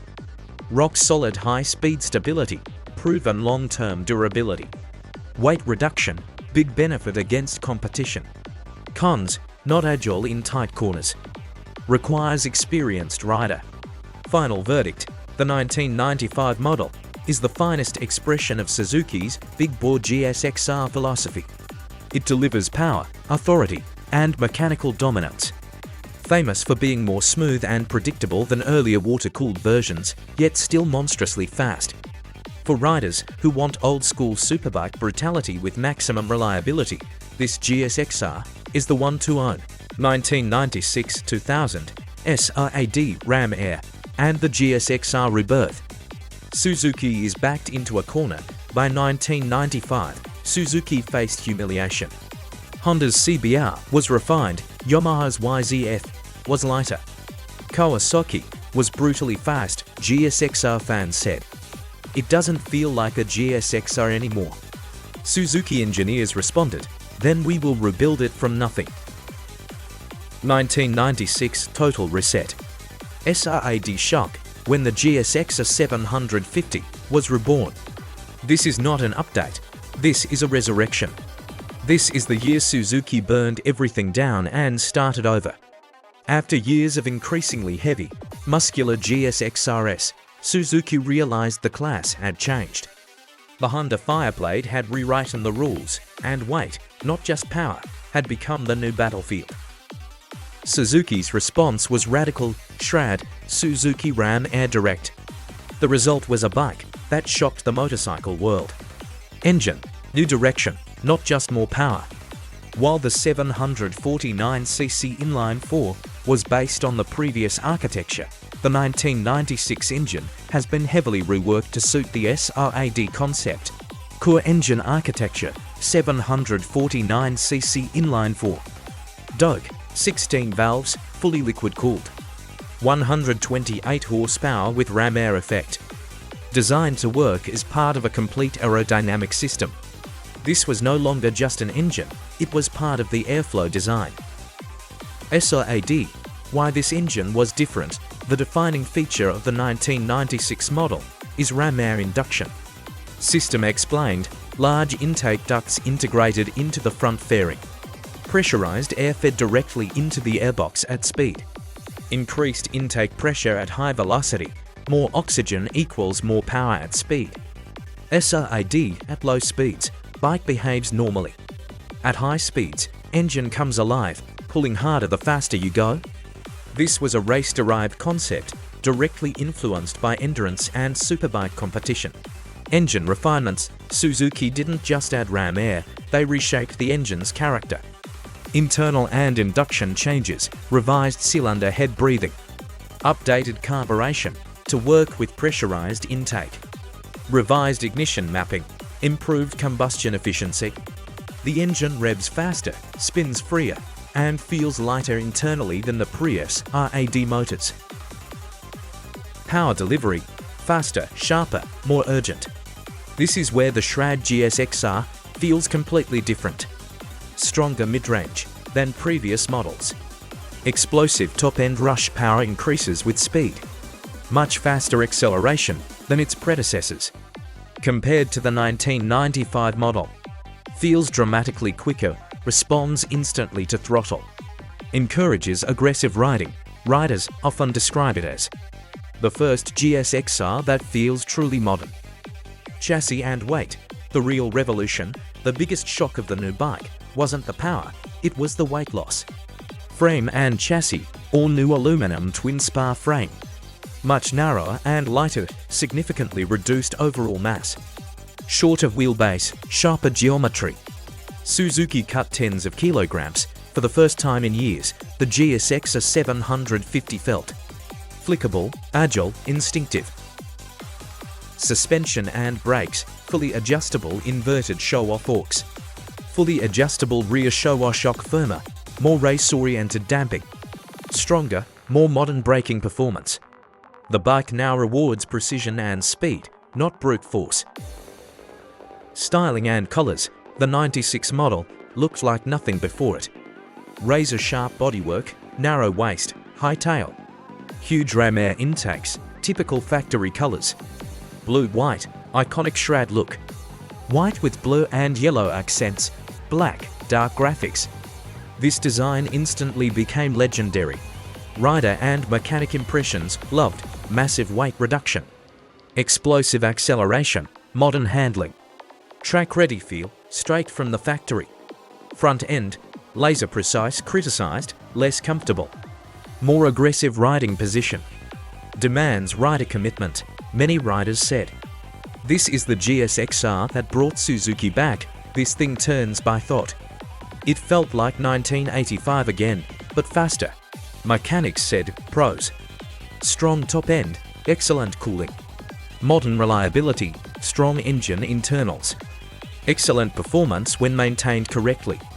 Cons, more complex intake system, ram air requires proper sealing. Electrical connectors still weak, suspension set stiff from factory. Compared to the competition, versus Honda CBR 900RR Fireblade. Honda, smoother, friendlier. Suzuki, more aggressive, more track-focused. VS Yamaha YZF750R Yamaha, stable and refined. Suzuki, lighter, faster, more exciting. VS Kawasaki ZX-7R Kawasaki, solid, heavy. Suzuki, dramatically lighter and sharper. The GSX-R750 was suddenly back at the top of the class. Pros and cons. Pros, massive weight reduction. SRAD ram air performance. Explosive acceleration, modern handling and geometry. Cons, aggressive ergonomics, less forgiving on the street. Ram air system adds complexity, heat in traffic. Final verdict, the 1996 model is the bike that saved the GSXR name. It marked the end of the heavy GSXR era, the birth of the modern supersport GSXR, Suzuki's return to innovation leadership. Light, fast and aggressive, this is not just a great GSXR. It is one of the most important sport bikes of the 90s. If you ride one today, you're not riding history. You're riding the moment everything changed. 1996 Suzuki GSX-R1100, same heart, new look overview. The 1996 model, commonly called the WT, didn't get dramatic engineering upgrades. That's important to know. Suzuki basically carried over the 1995 WS improvements with no major mechanical changes. What stayed the same? Engine block, power delivery, and torque characteristics. Chassis and suspension layout. Braced swing arm and USD forks, weight and overall geometry. Basically, it's the same bike as the 1995 WS under the surface. Suzuki focused on colors and graphics for the new year. Official colors: candy Arctic blue, pearl steel white, light purple metallic, urban grey metallic, light purple metallic, metallic platinum lavender, pearl novelty black, light purple metallic, pearl novelty black rouge red, traditional silver metallic, pearl novelty black, light purple metallic. Community and rider impressions. Because the 1996 model didn't change fundamentally, most long-term rider feedback reflects legacy impressions of the 1995 improvements. Still savage, still fast, riders universally note that on the street and highway, the 1100's torque is stunning and still feels big and analog compared to modern liter bikes. A big bike that rewards respect. Enthusiasts said, the 1100 is not a beginner's bike. Its torque and carbureted throttle require smooth control, reliable if maintained. Owner forums confirm that these bikes can go very high mileage if properly maintained. Mechanical robustness is one of the GSX-R1100's strong suits. Rider, mechanic impressions, loved. Massive power with real handling. Incredible acceleration, huge improvement in agility. Track-ready feel, criticized, aggressive riding position. Demands skill and restraint, not forgiving of mistakes. Riders said, this is the 1100 Suzuki always wanted to build. Mechanics said, strong engine internals. Cooling system highly effective, more complex, but worth it. Competition versus Honda CBR1120 Blackbird. Honda, smoother, more refined. Suzuki, lighter, more aggressive and exciting. VS Kawasaki ZX11 Kawasaki, stable, fast. Suzuki, far sharper and more explosive. VS Yamaha YZF-1000 Thunder Ace. Yamaha, comfortable and refined. Suzuki, raw, focused, brutal. The 1100 was suddenly the most extreme superbike available. Final comparison, 1995 model. Major updates, yes. Chassis refinements, weight reduction, USD forks, engine changes.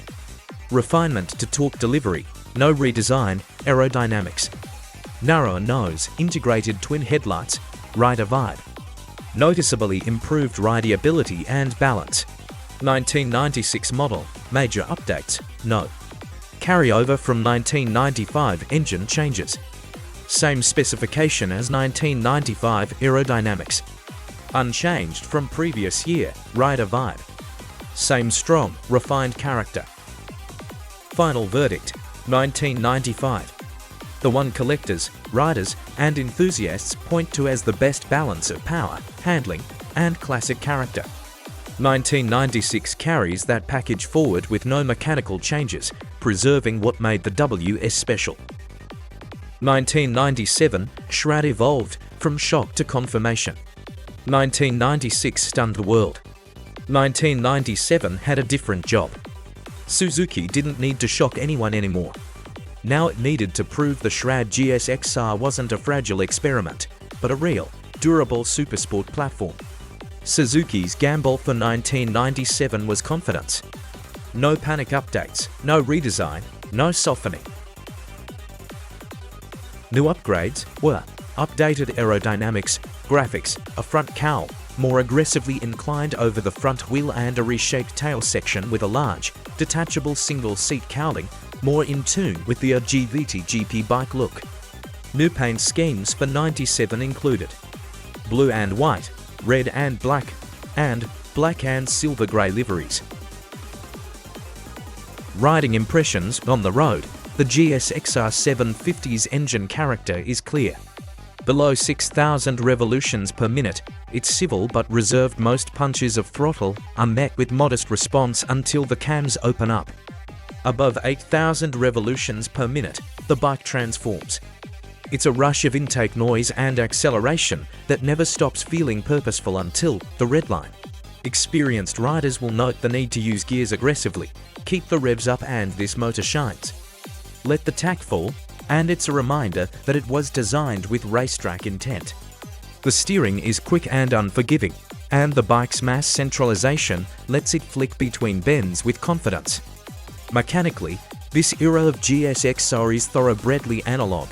You can feel the internals working together, and there's nothing between you and the mechanical songer for cylinders at speed. How it stacked up to the competition versus Honda CBR750, CBR900RR Fireblade. Fireblades offered broader torque curves and excellent build quality, but lacked the raw, concentrated rev-happy nature of the GSXR engine. Suzuki, sharper, lighter, more focused. VS Yamaha YZF-750R, a strong contender with race affinity, world superbike homologation, but heavier and less nimble in tight transitions. Suzuki, more aggressive, faster to respond. VS Kawasaki ZX-7R, torquey and strong on the straights, though its weight and chassis stiffness were considered a step behind the GSXR's precision. Suzuki, dramatically lighter, quicker, more agile.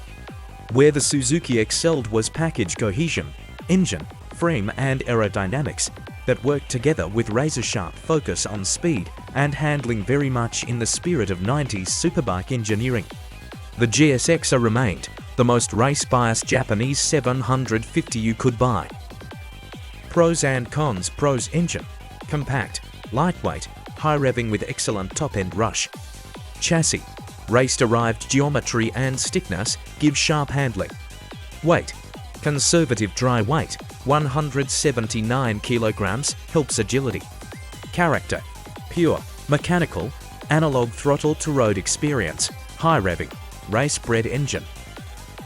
Cons: carburetor limitations, requires tuning. Less tractable than later FI bikes, low-end torque is modest. Requires revs for best performance. Demands rider commitment, not forgiving in traffic. Suspension and brakes are era-appropriate, not modern benchmark. Early carb models can have cold weather quirks. 1997, the last water-cooled big bore supersport. By 1997, the superbike landscape was in flux. Honda's Fireblade had reshaped expectations. Yamaha's FZR and YZF rockets chased agility and technology. Kawasaki's big bikes leaned toward brute force and error. But the GSX-R1100 still stood alone among liter bikes. Not the lightest, not the tiniest, not the most refined, but still a speed of a weapon. Engine water-cooled, long stroke, high output. This is where the GSX-R1100's personality is defined. Core architecture, 1070 for cc inline 4. Liquid-cooled with large radial radiator plus oil cooler, DOHC, 16 valves. Long stroke design, 75.5 times 60.0 mm. 5-speed gearbox, it doesn't rev like a 750, it builds torque like a missile. Since 1993, Suzuki dropped the old oil-cooled sacks in favor of true liquid cooling, a system capable of supporting higher sustained power and improved reliability in tough use. This is a highly stressed, high-output unit. By the mid-90s standards, claimed peak power was around 155 horsepower at 10,000 revolutions per minute, with strong mid-range torque supporting big roll-on speed. Power delivery, torque first. Where a 750 begs to be revved, the 1100 demands respect everywhere. Characteristic delivery, cruise in the mid-range, and it pulls hard. Twisted past 7,000 revolutions per minute and it wakes up. Red line is wide but not skinny. This is torque territory. Unlike small bore bikes that live on revs, the 1100's engine is a broad power band beast. It doesn't feel like a 750 screaming at 12,000 revolutions per minute. It feels like an engine that pushes you into your tank at every RPM. Chassis torque meets rigidity. Suzuki didn't reinvent the frame for 97, they perfected it. Aluminum twin spar frame with pentagonal cross-section for strength. Engine as stressed member, long wheelbase, holding 17-inch hoops. Adjustables for preload, compression, rebound. This bike doesn't flick like a 750, it hacks. It resists quick corrections. It begs you to commit to lines early and hold through the exit with throttle. There's no pretending it's a small bike. Mass is there, and used intelligently it becomes stability. Styling and colors bold, not pretentious. Factory colors, blue, white, black, silver, red, black. Riders and mechanics loved massive mid-range shove. Predictable water-cooled behavior, highway stability, even when pressed. Brakes and chassis that actually handle the engine. Criticized, heavy steering at low speed.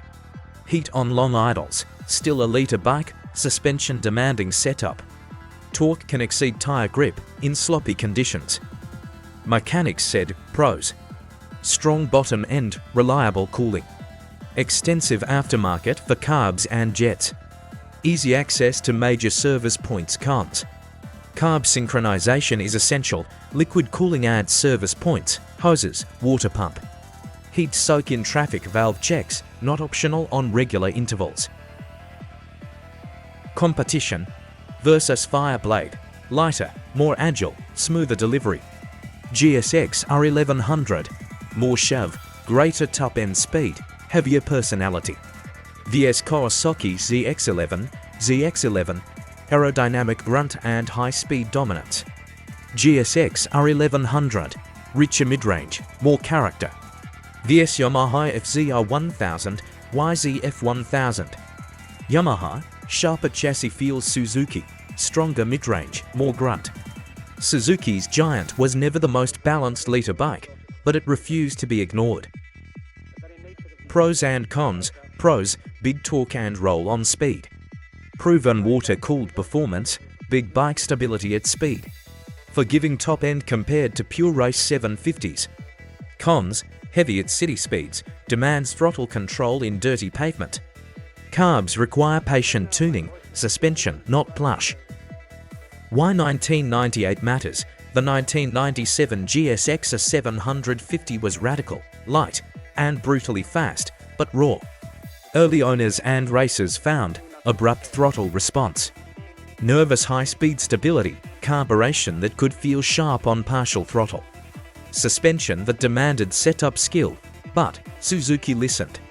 It's the first Shred GSXR developed with real-world feedback, not just engineering theory. It's the year the bike becomes cohesive. Engine, Suzuki, did not redesign it for 1998. The base remains 749cc inline-4. Doge, 16 valves, liquid-cooled. Short-stroke configuration, Mikuni BST38SS, carburetors.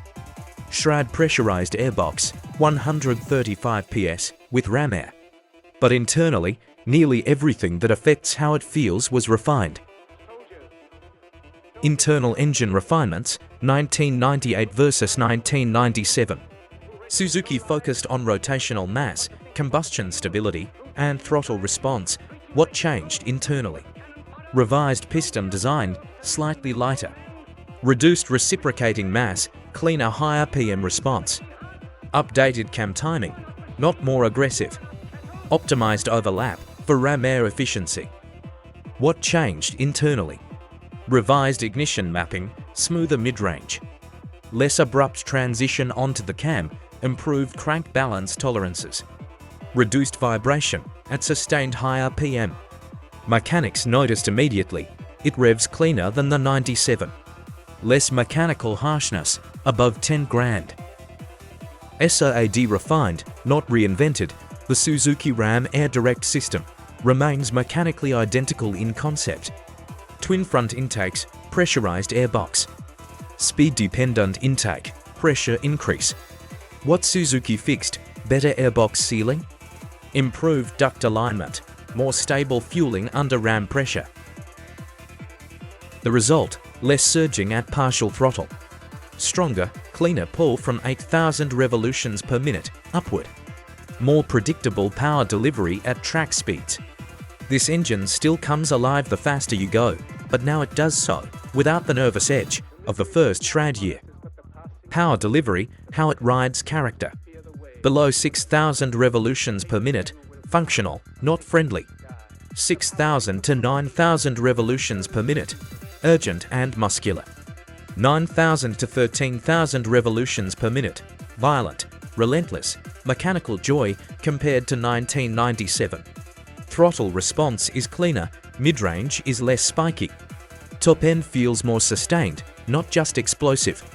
This is not a smooth engine like a Honda. It is a hard-edged, race-bred motor that finally learned manners. Cooling and reliability, real-world observations. Runs hot in traffic, normal for the class. Stable temperatures at sustained high speed. Excellent durability when serviced correctly. Mechanics note, strong bottom end, valve trains hold clearance well. Carb synchronization is critical, neglected and the bike turns nasty. Chassis, the aluminum twin spar frame is visually identical to 1997. But local bracing revisions improved torsional rigidity balance. Slightly calmer feedback at high speed. Suzuki didn't stiffen it, they balanced it. The result, better stability under hard braking. Less headshake, exiting fast corners. More confidence at 250 km per hour. Styling and colors, factory color schemes. Blue-white, Suzuki racing livery, white, with blue accents. Black, with subdued graphics, no gimmicks, no chrome. Pure late, 90 South race plastic. Rider impressions, loved. Stronger real-world drive, improved rideability. High-speed confidence, perfect balance. Fast everywhere criticized, still uncomfortable. Mechanics said, pros, strong internals. Improved fueling, over 97. Excellent high RPM reliability, better ram air sealing. Cons. Carb tuning still critical, heat management in traffic. Electrical connectors, remain a weak point, demands proper suspension setup. Against competition, versus Yamaha YZF-750R. Yamaha, refined, race homologation focused. Suzuki, lighter, more responsive and aggressive. VS Honda CBR900R Honda, smoother, more forgiving. Suzuki, sharper, more focused and demanding. VS Kawasaki ZX-7R Kawasaki, stable, heavy. Suzuki, agile, urgent. Suzuki remained the most track-biased 750 you could buy. Pros and cons. Pros, shroud optimized. Sharper real-world performance, still brutally fast. Cleaner power delivery than 1997. Cons, still aggressive ergonomics. Not street-friendly, demands maintenance discipline. Still runs hot in traffic.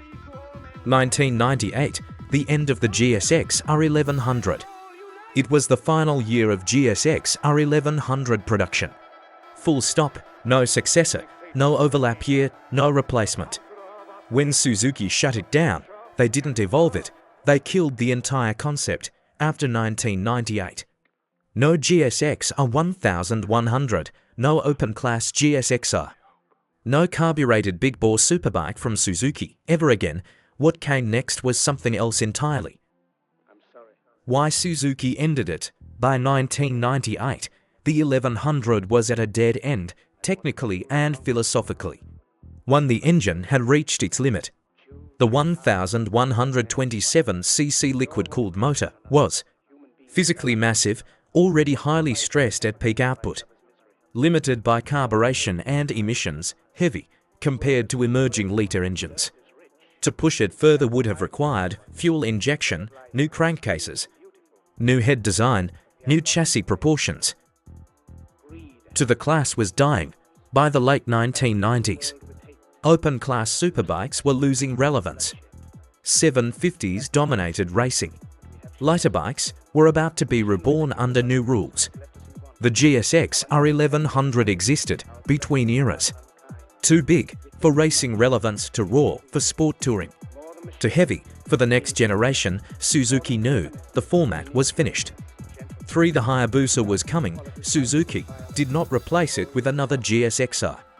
They replaced it with a speed weapon, not a race replica. The 1999 Hayabusa abandoned the GSXR philosophy, prioritized aerodynamic top speed, used fuel injection, redefined what 1100 plus cc meant. The GSX-R1100 was not evolved, it was superseded. What was new for 1998 vs 1997? Suzuki refined the bike in its final year. They tightened it everywhere that mattered. Updates and refinements, revised ignition mapping for smoother mid-range roll-on, carburetor jetting updates to improve throttle pickup, minor gearbox refinement, cleaner engagement under load, finalized emissions calibration, mechanically subtle but noticeable to experienced riders. Engine liquid-cooled large and uncompromising. Displacement 1127 cc. Inline 4 full liquid cooling.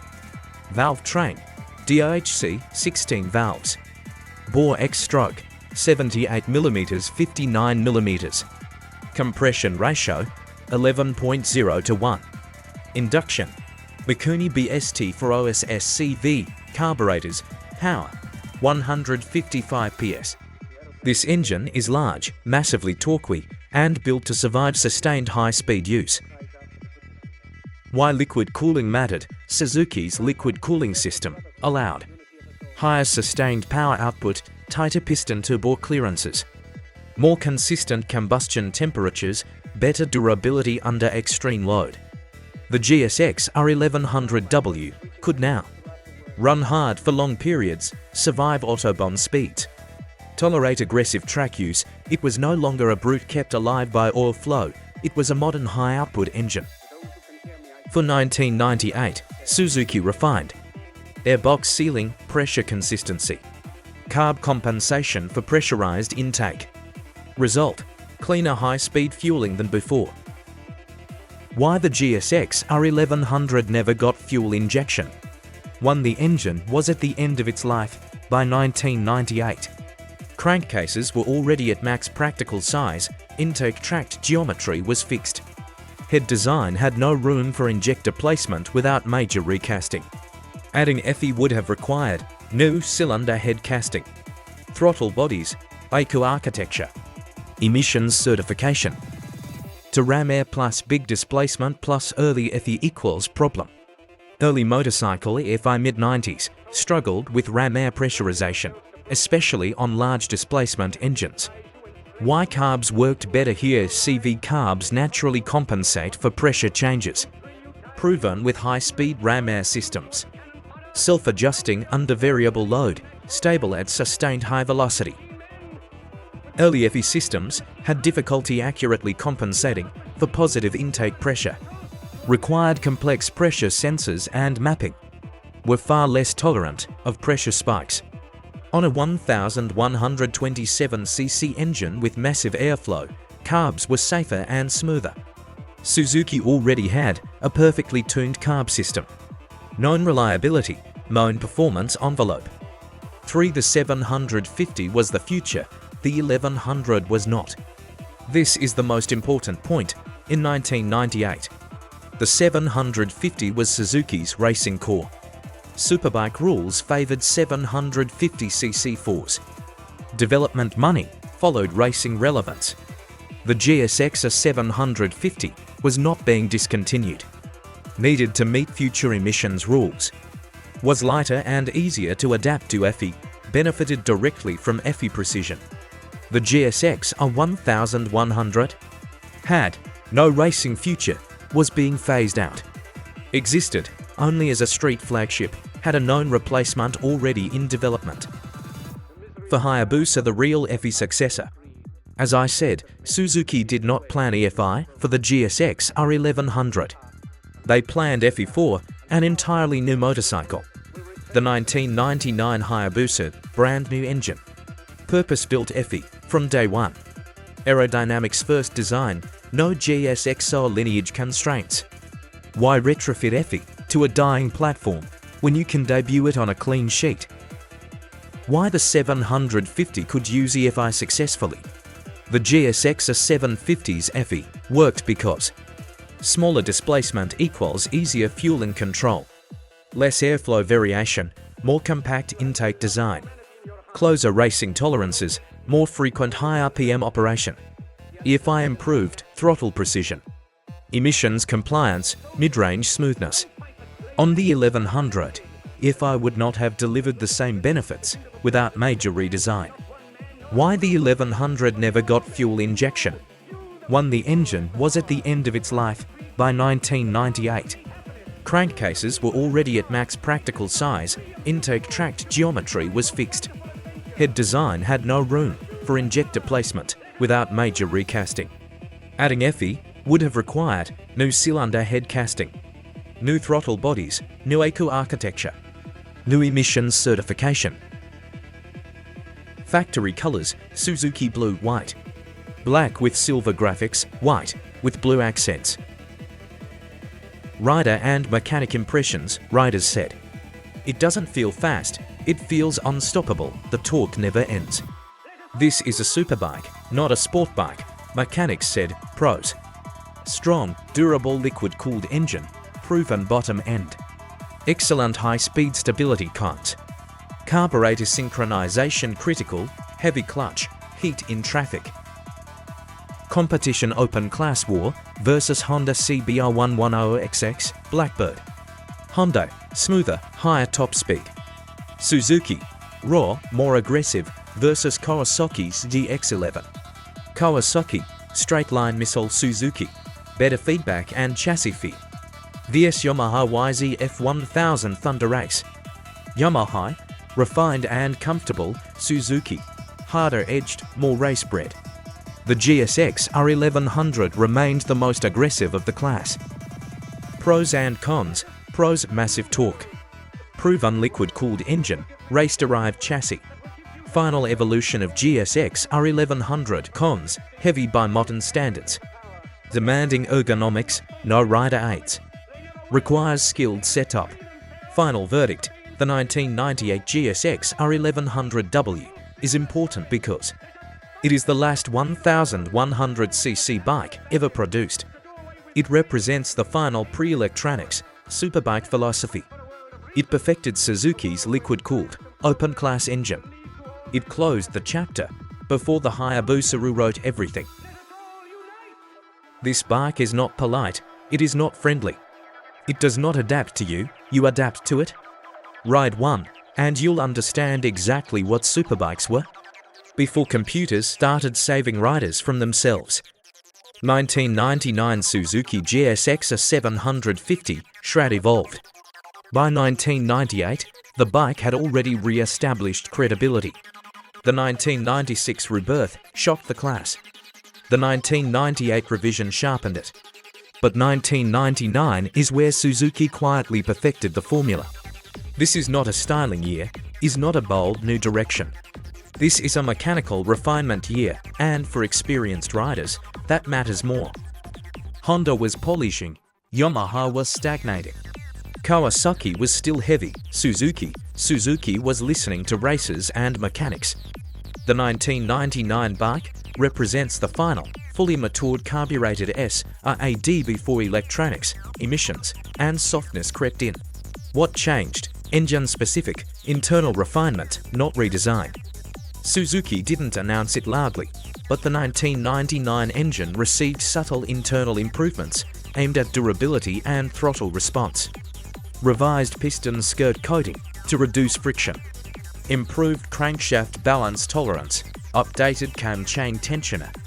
Minor oiling refinements to the top end. Revised ignition advance curve. None of this changes peak power, all of it changes how the engine survives abuse. Mechanics noticed fewer top-end noise complaints. Racers noticed engines staying tighter longer. Shradrama are fully integrated. By 1999, Suzuki had finally perfected sealing and airbox pressure stability. Why this matters: earlier Shrad bikes could lose ram air efficiency due to poor duct sealing, airbox pressure inconsistency, turbulence at partial throttle. Airbox design maintains more consistent pressure at speed, improves high RPM fueling stability, reduces flat spots during wide-open transitions. At 140 miles per hour, the engine doesn't just pull, it tightens its grip and digs in. Carburation and throttle response. This is where you feel the difference. The Mikuni BS36 CV carbs remain, but jetting and slide response are revised. Compared to 1998, cleaner pickup, from 4,000 to 6,000 revolutions per minute. Stronger mid-range drive, exiting corners. Less hesitation when snapping throttle open. Smoother transition into the top-end surge. Cold mornings demand choke, altitude matters. And that's exactly why experienced riders love it. Power delivery, mechanical and honest character. Below 4,000 revolutions per minute, usable but flat. 6,000 revolutions per minute, engine wakes up. 8,000 revolutions per minute, urgency appears. 10,000 to 13,000 revolutions per minute, SRAD violence. The faster you go, the harder it pulls, not metaphorically, physically. Compared to modern bikes, this engine feels lighter internally, more reactive to throttle, less filtered, more demanding. Miss a gear at redline, you'll feel it in your wrists. Rider and mechanic impressions, riders said.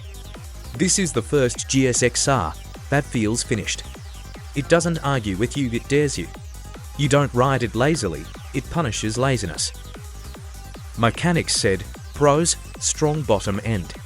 Excellent top-end durability, better SRAD reliability than earlier years. Robust gearbox, cons, carb sync, sensitive. Ram air sealing must be perfect, heat management in traffic. Regulator, rectifier, still a weak point.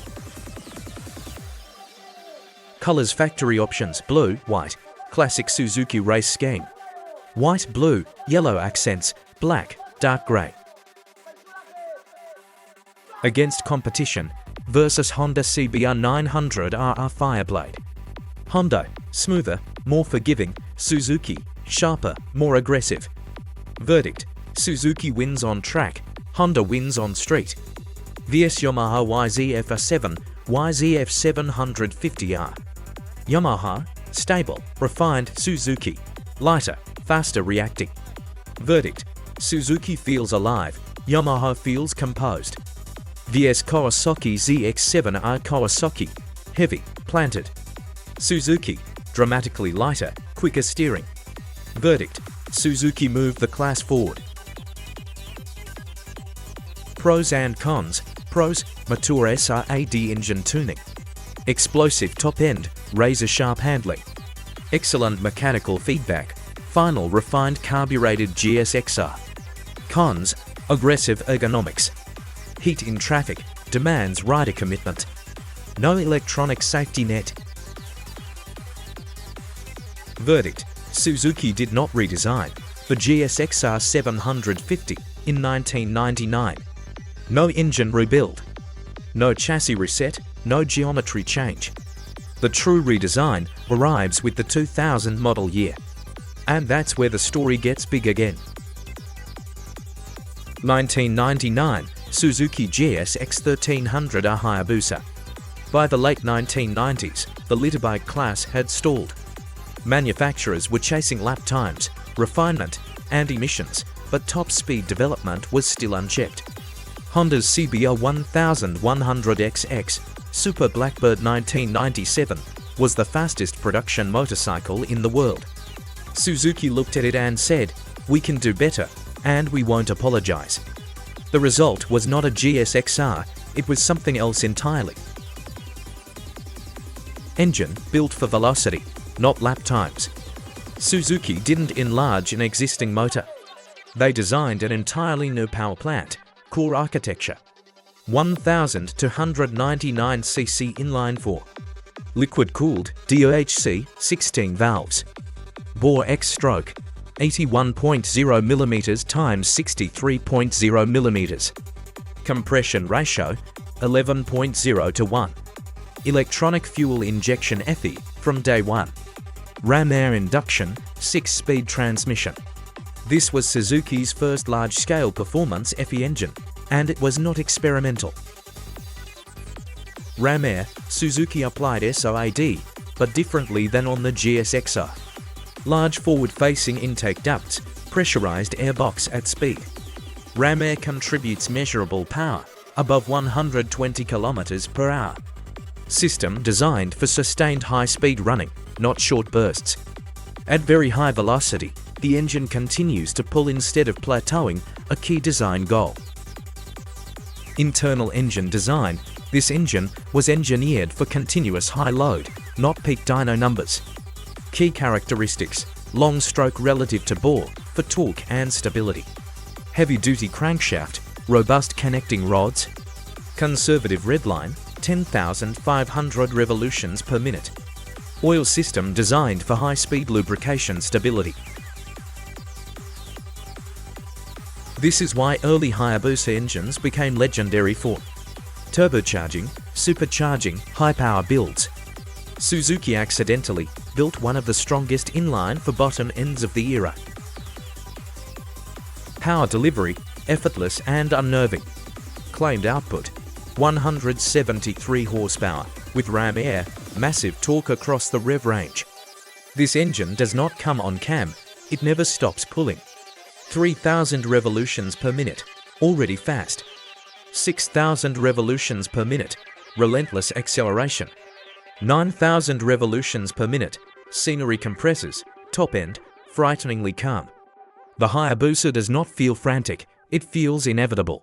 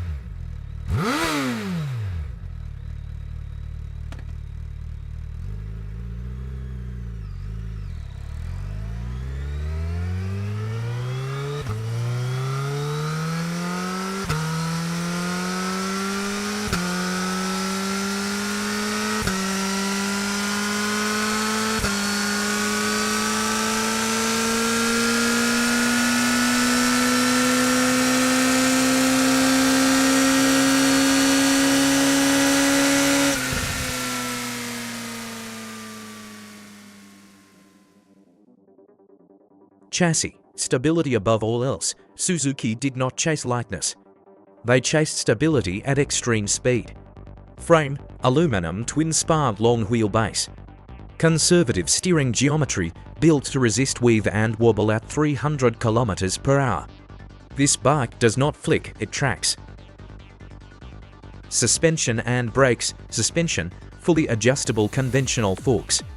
Fully adjustable rear shock, soft by GSXR standards. Tuned for stability, not aggression. Brakes, twin front discs, adequate, not exceptional. Designed for high-speed deceleration, not track abuse. Nobody in 1999 was trail-breaking a Hayabusa. Aerodynamics, the real secret. The styling shocked the world, but it worked. Wind tunnel developed bodywork, extremely low drag coefficient for a motorcycle. Rider integrated into airflow, stability prioritized over visual aggression. This bike could outrun motorcycles with similar power simply because it cut through the air better. Rider and mechanic impressions. Riders said, "It doesn't feel fast until you look down. The speed builds without drama, that's the scary part. It feels like it was designed for another planet." Mechanics said, "Pros, extremely strong bottom end. Excellent FE reliability. Stable cooling system, overbuilt internals. Consistent fueling at speed. Cons, heavy overall mass. Soft suspension for aggressive riding. Complex bodywork removal, heat around the rider." Colors, silver, blue, iconic launch color. Black, silver, red, black, all emphasized the bike's organic, aerodynamic form.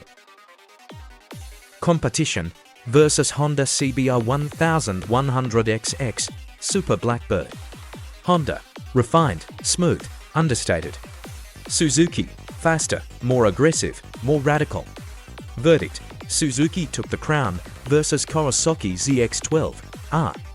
ZX-12R did not arrive until 2000.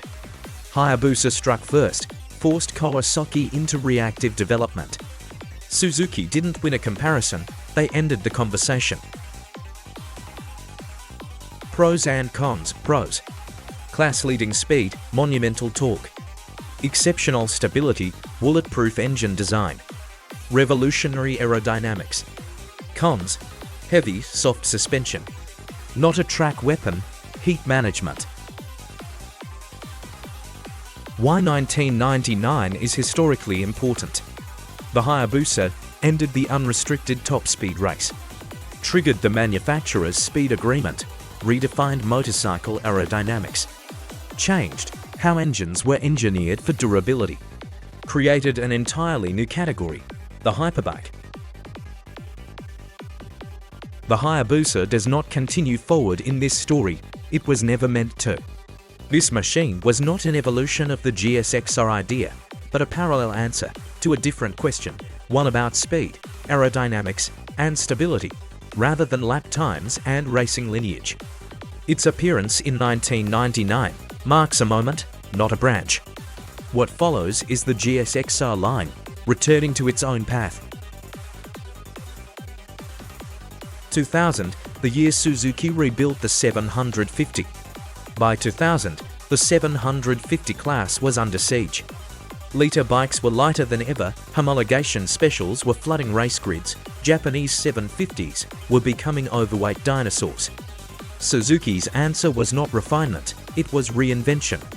The new year model was a full mechanical reset, new engine, new frame, new bodywork, revised geometry, revised fuel injection, and massive weight loss.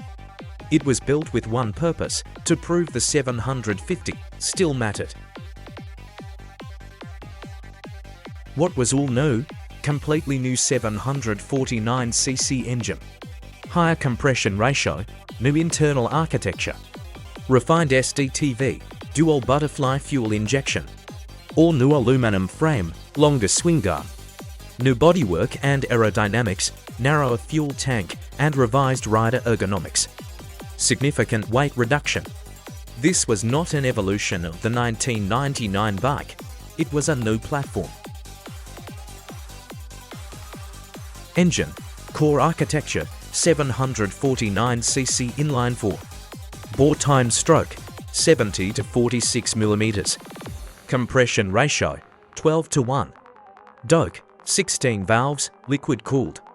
Suzuki redesigned the engine to be shorter front to back, narrower side to side, and lighter overall than the SRAD unit it replaced. Internal design, what mechanics noticed. Cylinder block and upper crankcase, cast as one unit. Narrower valve angles gives compact combustion chamber. Lighter crankshaft, rods, pistons, and wrist pins. Magnesium valve cover, internal oil passages replacing external lines.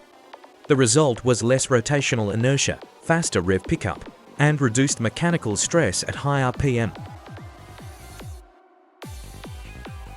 Output, power, 140 to 141 horsepower at 12,500 revolutions per minute.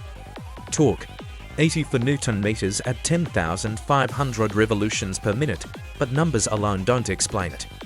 Riders consistently reported that the engine pulled harder earlier and delivered power more progressively than the 98-99 bikes.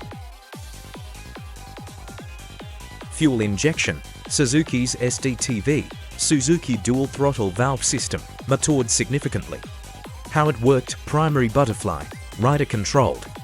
Secondary butterfly, IQ controlled. The IQ monitored throttle position. Engine speed, intake pressure, it adjusted the secondary valve to maintain intake air velocity, not just airflow volume. Why it mattered: earlier fuel-injected GSX-RS could be abrupt. The 2000 bike wasn't. Smoother throttle transitions, better mid-corner control. Stronger mid-range without losing top end. Track riders said this was the first GSX-R750 that felt predictable at the limit, not just fast. Chassis and geometry balance over brute force. Frame, all-new aluminum twin spar. Lighter than 1999. Revised rigidity balance, key geometry numbers. Wheelbase, 1,400 to 1,410 mm. Swing arm, 20 mm longer than 1999. Dry weight, 166 kg. Suzuki kept the wheelbase short, but moved mass lower and more centralized. What riders felt: throttle is smoother, you can place power mid-corner without the old snatch. Faster turn-in than ZX-7R, more stability than earlier GSX-RS. Better rear-end traction on corner exit. The longer swing arm was crucial, it calmed the bike under power without killing agility. Bodywork and aerodynamics, visuals follow engineering. Everything you see is new for 2000. Narrower fairings, reduced frontal area. Sharper nose, shorter tail, tighter side panels. This matched the narrower engine and improved high-speed stability. Ram air efficiency, rider movement. Above 170 km per hour, testers noted, less weave and more composure than the 1999 bike. For this year, Suzuki offered 3 official color schemes. 1. Pearl deep blue black, traditional Suzuki racing identity. Blue bodywork, with black accents and frame elements. 2. Yellow black, high visibility race-inspired scheme. Bright yellow fairings, contrasted with black sections. 3. Black, metallic silver, more understated, mechanical look. Black primary bodywork with silver accents. Against competition, Kawasaki ZX-7R.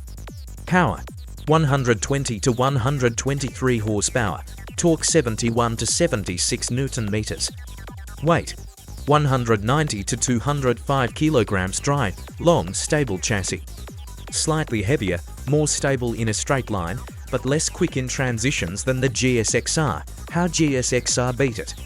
The Suzuki was lighter 20 kilograms, had 20 horsepower more, and changed direction dramatically faster. ZX-7R was stable and durable, but physically demanding and outdated. Yamaha YZF-R7 power, 106 horsepower at 11,000 revolutions per minute, 70 Nm torque. Extremely light and exotic. Clean suspension, excellent brakes, extraordinary build quality. How GSXR competed. The R7 was a race homologation weapon, but for real riders, the GSXR was.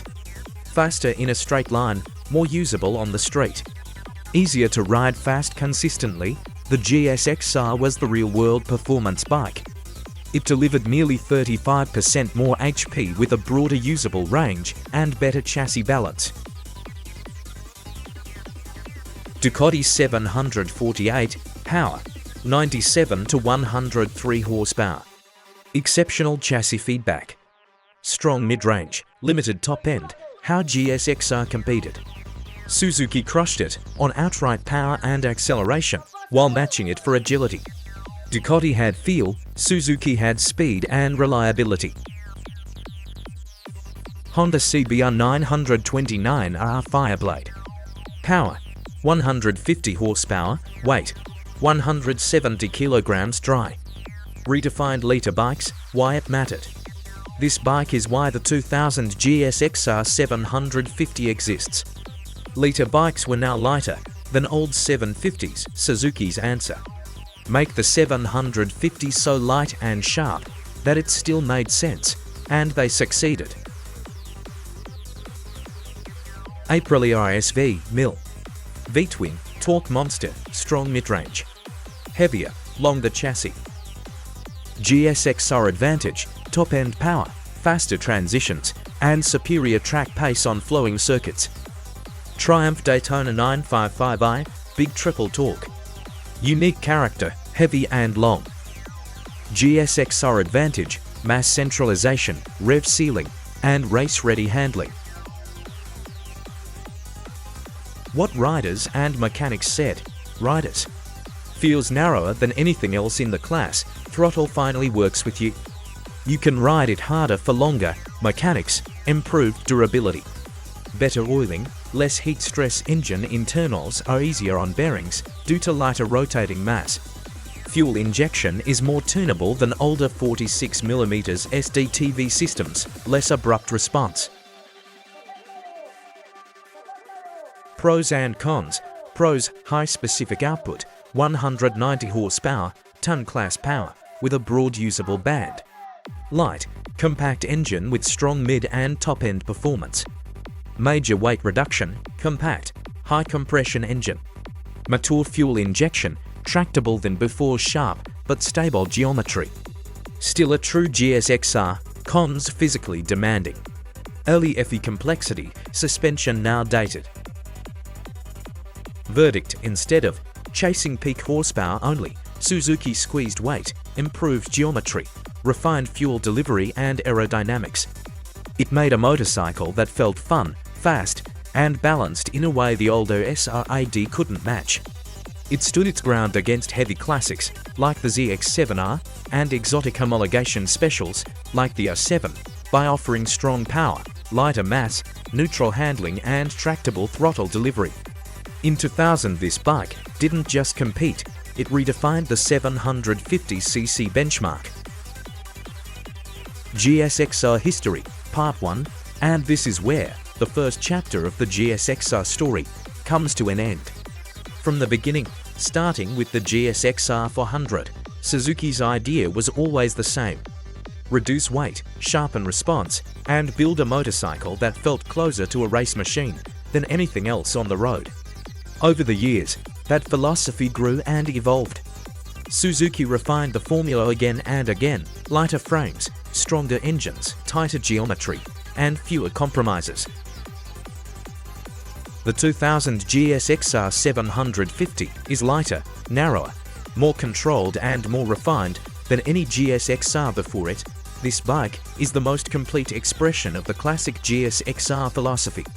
But the sportbike world was changing, power levels were rising, liter bikes were becoming lighter. Suzuki knew the next step would require more than refinement. In 2001, the GSXR line would enter a new phase that would redefine what a flagship sport bike could be. That next chapter begins in part 2.